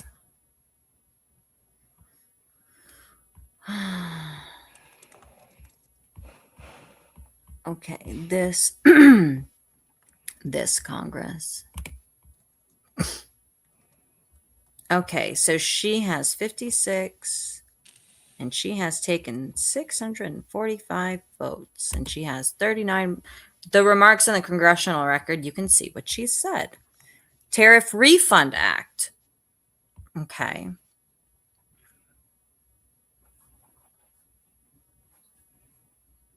Protecting the America from the Chinese cars, secure aluminum supply chains, illegal handguns out of the mail. Like, what kind of country do we live in where we need to keep illegal handguns out of the mail? We need a law. Like, where are your priorities right now? Home Ownership Savings Act. Ugh. Release Your Taxes Act. That's what she's been saying to Abdul. I know. Crazy. It's like it's not about where he got paid. It's about who's paying you for your campaign. Like, okay, the man made money. He's a Rhodes Scholar. Like, he had a podcast. We know, we can listen to it. He likes public health. Like, he wrote a book about it. Okay, I'm sharing my screen before I send this email so I can show people how easy it is to just be a pain in everyone's ass. Yes. So I have, hi there. I was just reviewing your NG Citizens United scorecard after seeing Haley Stevens received an A rating. I see your criteria is, and I listed the criteria. While she has voted to prevent the SAVE Act and the One Big Beautiful Bill Act, Haley Stevens is not listed as a co-sponsor for H, and I, linked the two resolutions to overturn Citizens United. She has accepted record-breaking amounts of corporate PAC money and outside spending. Given this, an A rating seems hard to square with, given your own stated criteria. Could you take another look and let me know what I might be missing? I love it. Yep. Okay. Oh my God, it's 5:30. Okay, I got to get my kids from school. But yes. And you need to share with us the response. That's our cliffhanger. Will. There we go. All right, people. I will let you know if we can seek justice. Sent. Okay. Yeah, I need to get my kids from school, but we can continue this tomorrow. Yes, that was fun. I hope that you guys found it. I love this kind of stuff, I know. I love doing breakdowns. We need to break down Adam Smith. Like have you seen his interview on Breaking Points with Chris? It makes my blood boil. I can't listen to it all in one sitting, but we need to do we need to do a breakdown. We can do that. We can do like a live watch and react tomorrow morning, maybe. Sounds good. I got to go get my kids from school. Thanks everyone for coming on. Thank you guys. Oh my gosh, 3 whole hours. Thank you, Brittany. We will talk soon. Yes. All right. Bye.